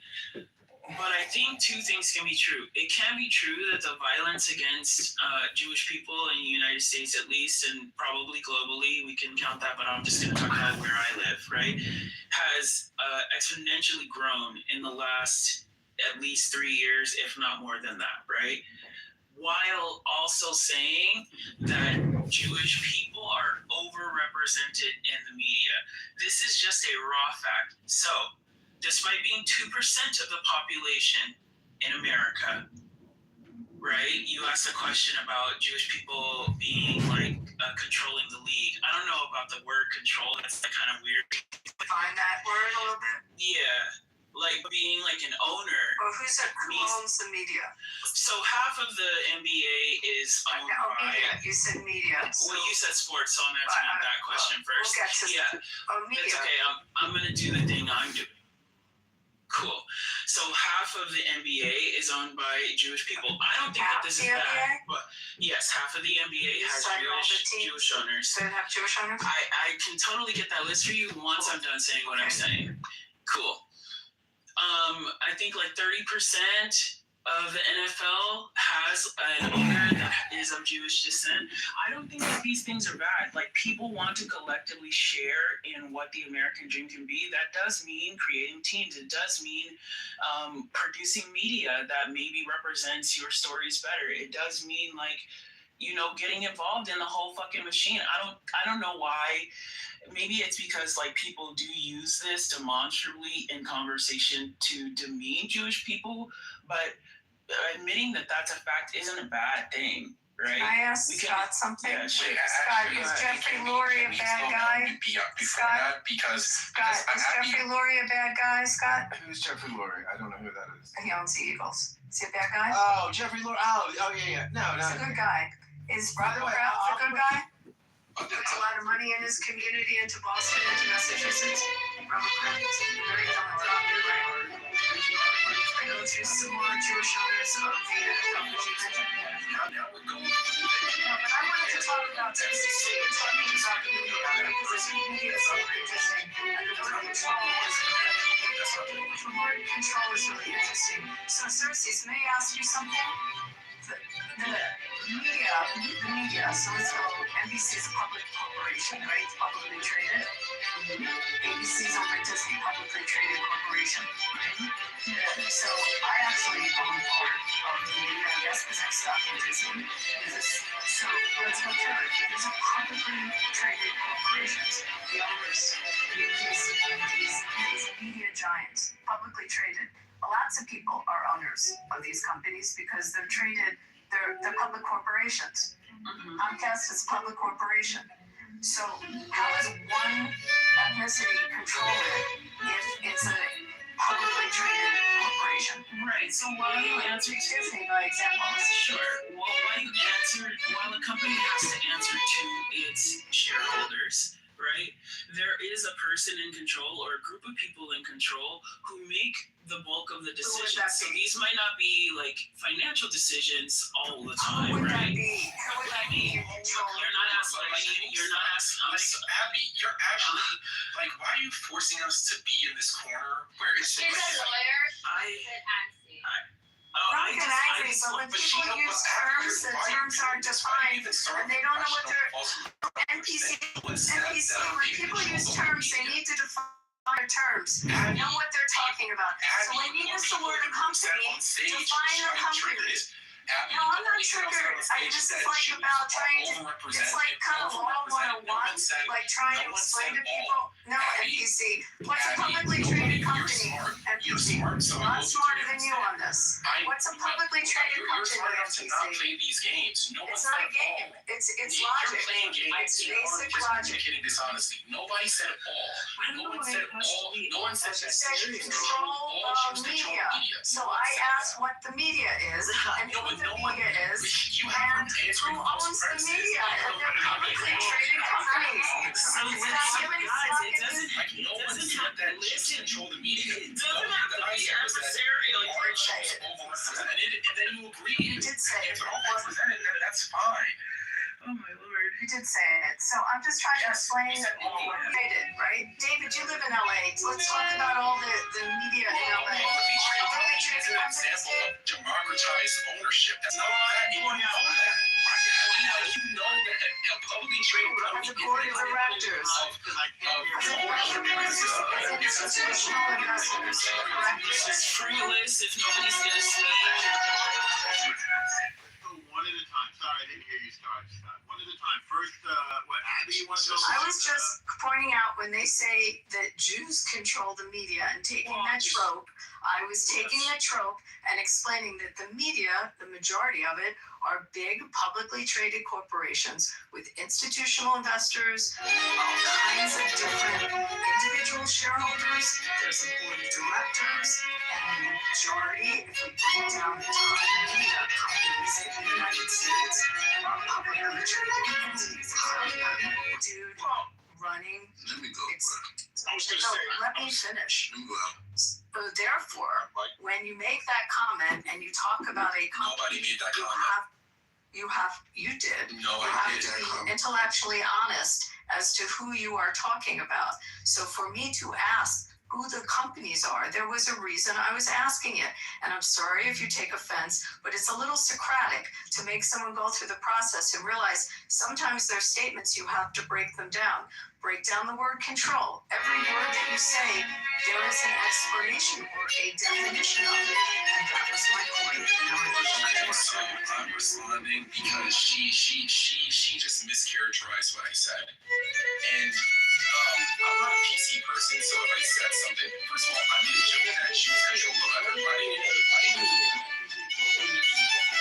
The only thing I said is that I was breaking down out loud the different coincidences that people have to deal with, and I'm trying to think out loud, and I'm trying to ask the room, hey, all of these different things that are lining up, what are people supposed to think?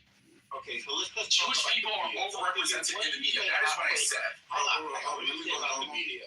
No, that's what I said. What I said is the only thing that I said was that it's obvious that Jewish people are overrepresented in the media, and no one disagreed with me. Well, what does overrepresented mean to you? Per percentage. Based on population, Scott agreed. What do you mean? What does it mean? Why do all these? You know what overrepresented? No, I don't. I want to know what you know. You know what overrepresented based on your population, based on the size of your population.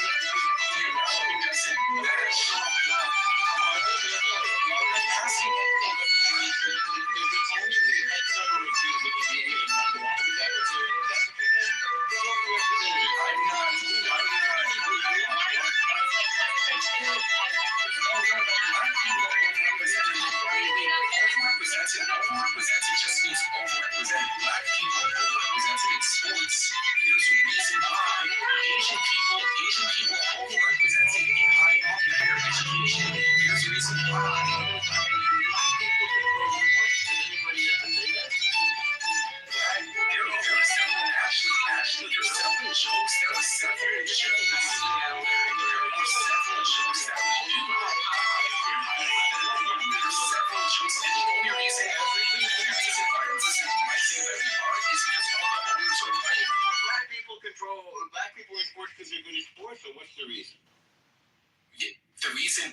sports is because they're good at sports. Okay. Well, when you tell a black person that black people are overrepresented in the media, I can't be offended because that's a fact. So they're good at slow down.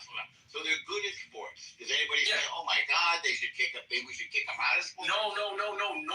That's what you guys do. As soon as I say that Jews are good at media, the next thing is we want to kick Jews out of media. What does you being good at media? Wait. Tell Normo he's not saying he's not saying something that's anti-Semitic. I don't know. You might be a Chinese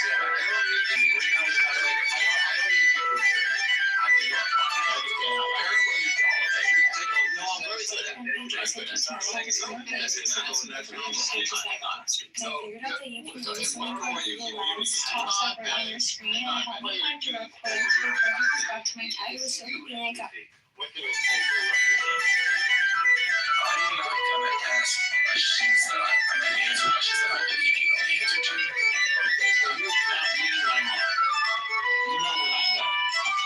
After isn't done, and you're not done, and you're treating the fact that I'm pointing out the overrepresentation as a conclusion of what to do. That's the reason why you guys get to advance issues. The reason why you guys get to issues is because you're treating my statement of facts as a conclusion of what you do about it. You're treating my You're making a paranoid racist comment on the closing.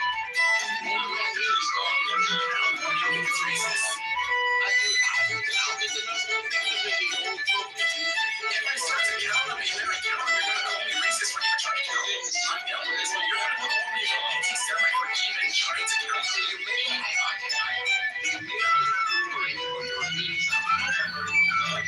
No, you guys created Hollywood. My friends are Jewish. The first thing There's a lot of pride in that. There's a lot of pride in the fact that Okay, you guys are you guys created Hollywood. Yes. I read a whole entire book on it. And there should be shame. NPC How's should it be shame. anti-Semitic to say that my Jewish friends gave me this book? I don't want to hear about your Jewish friend. We're talking to you now. Hollywood's awesome. There's no problem with Hollywood. So what's wrong with saying that Jews are overrepresented in media when they are? Somebody started an industry. Okay.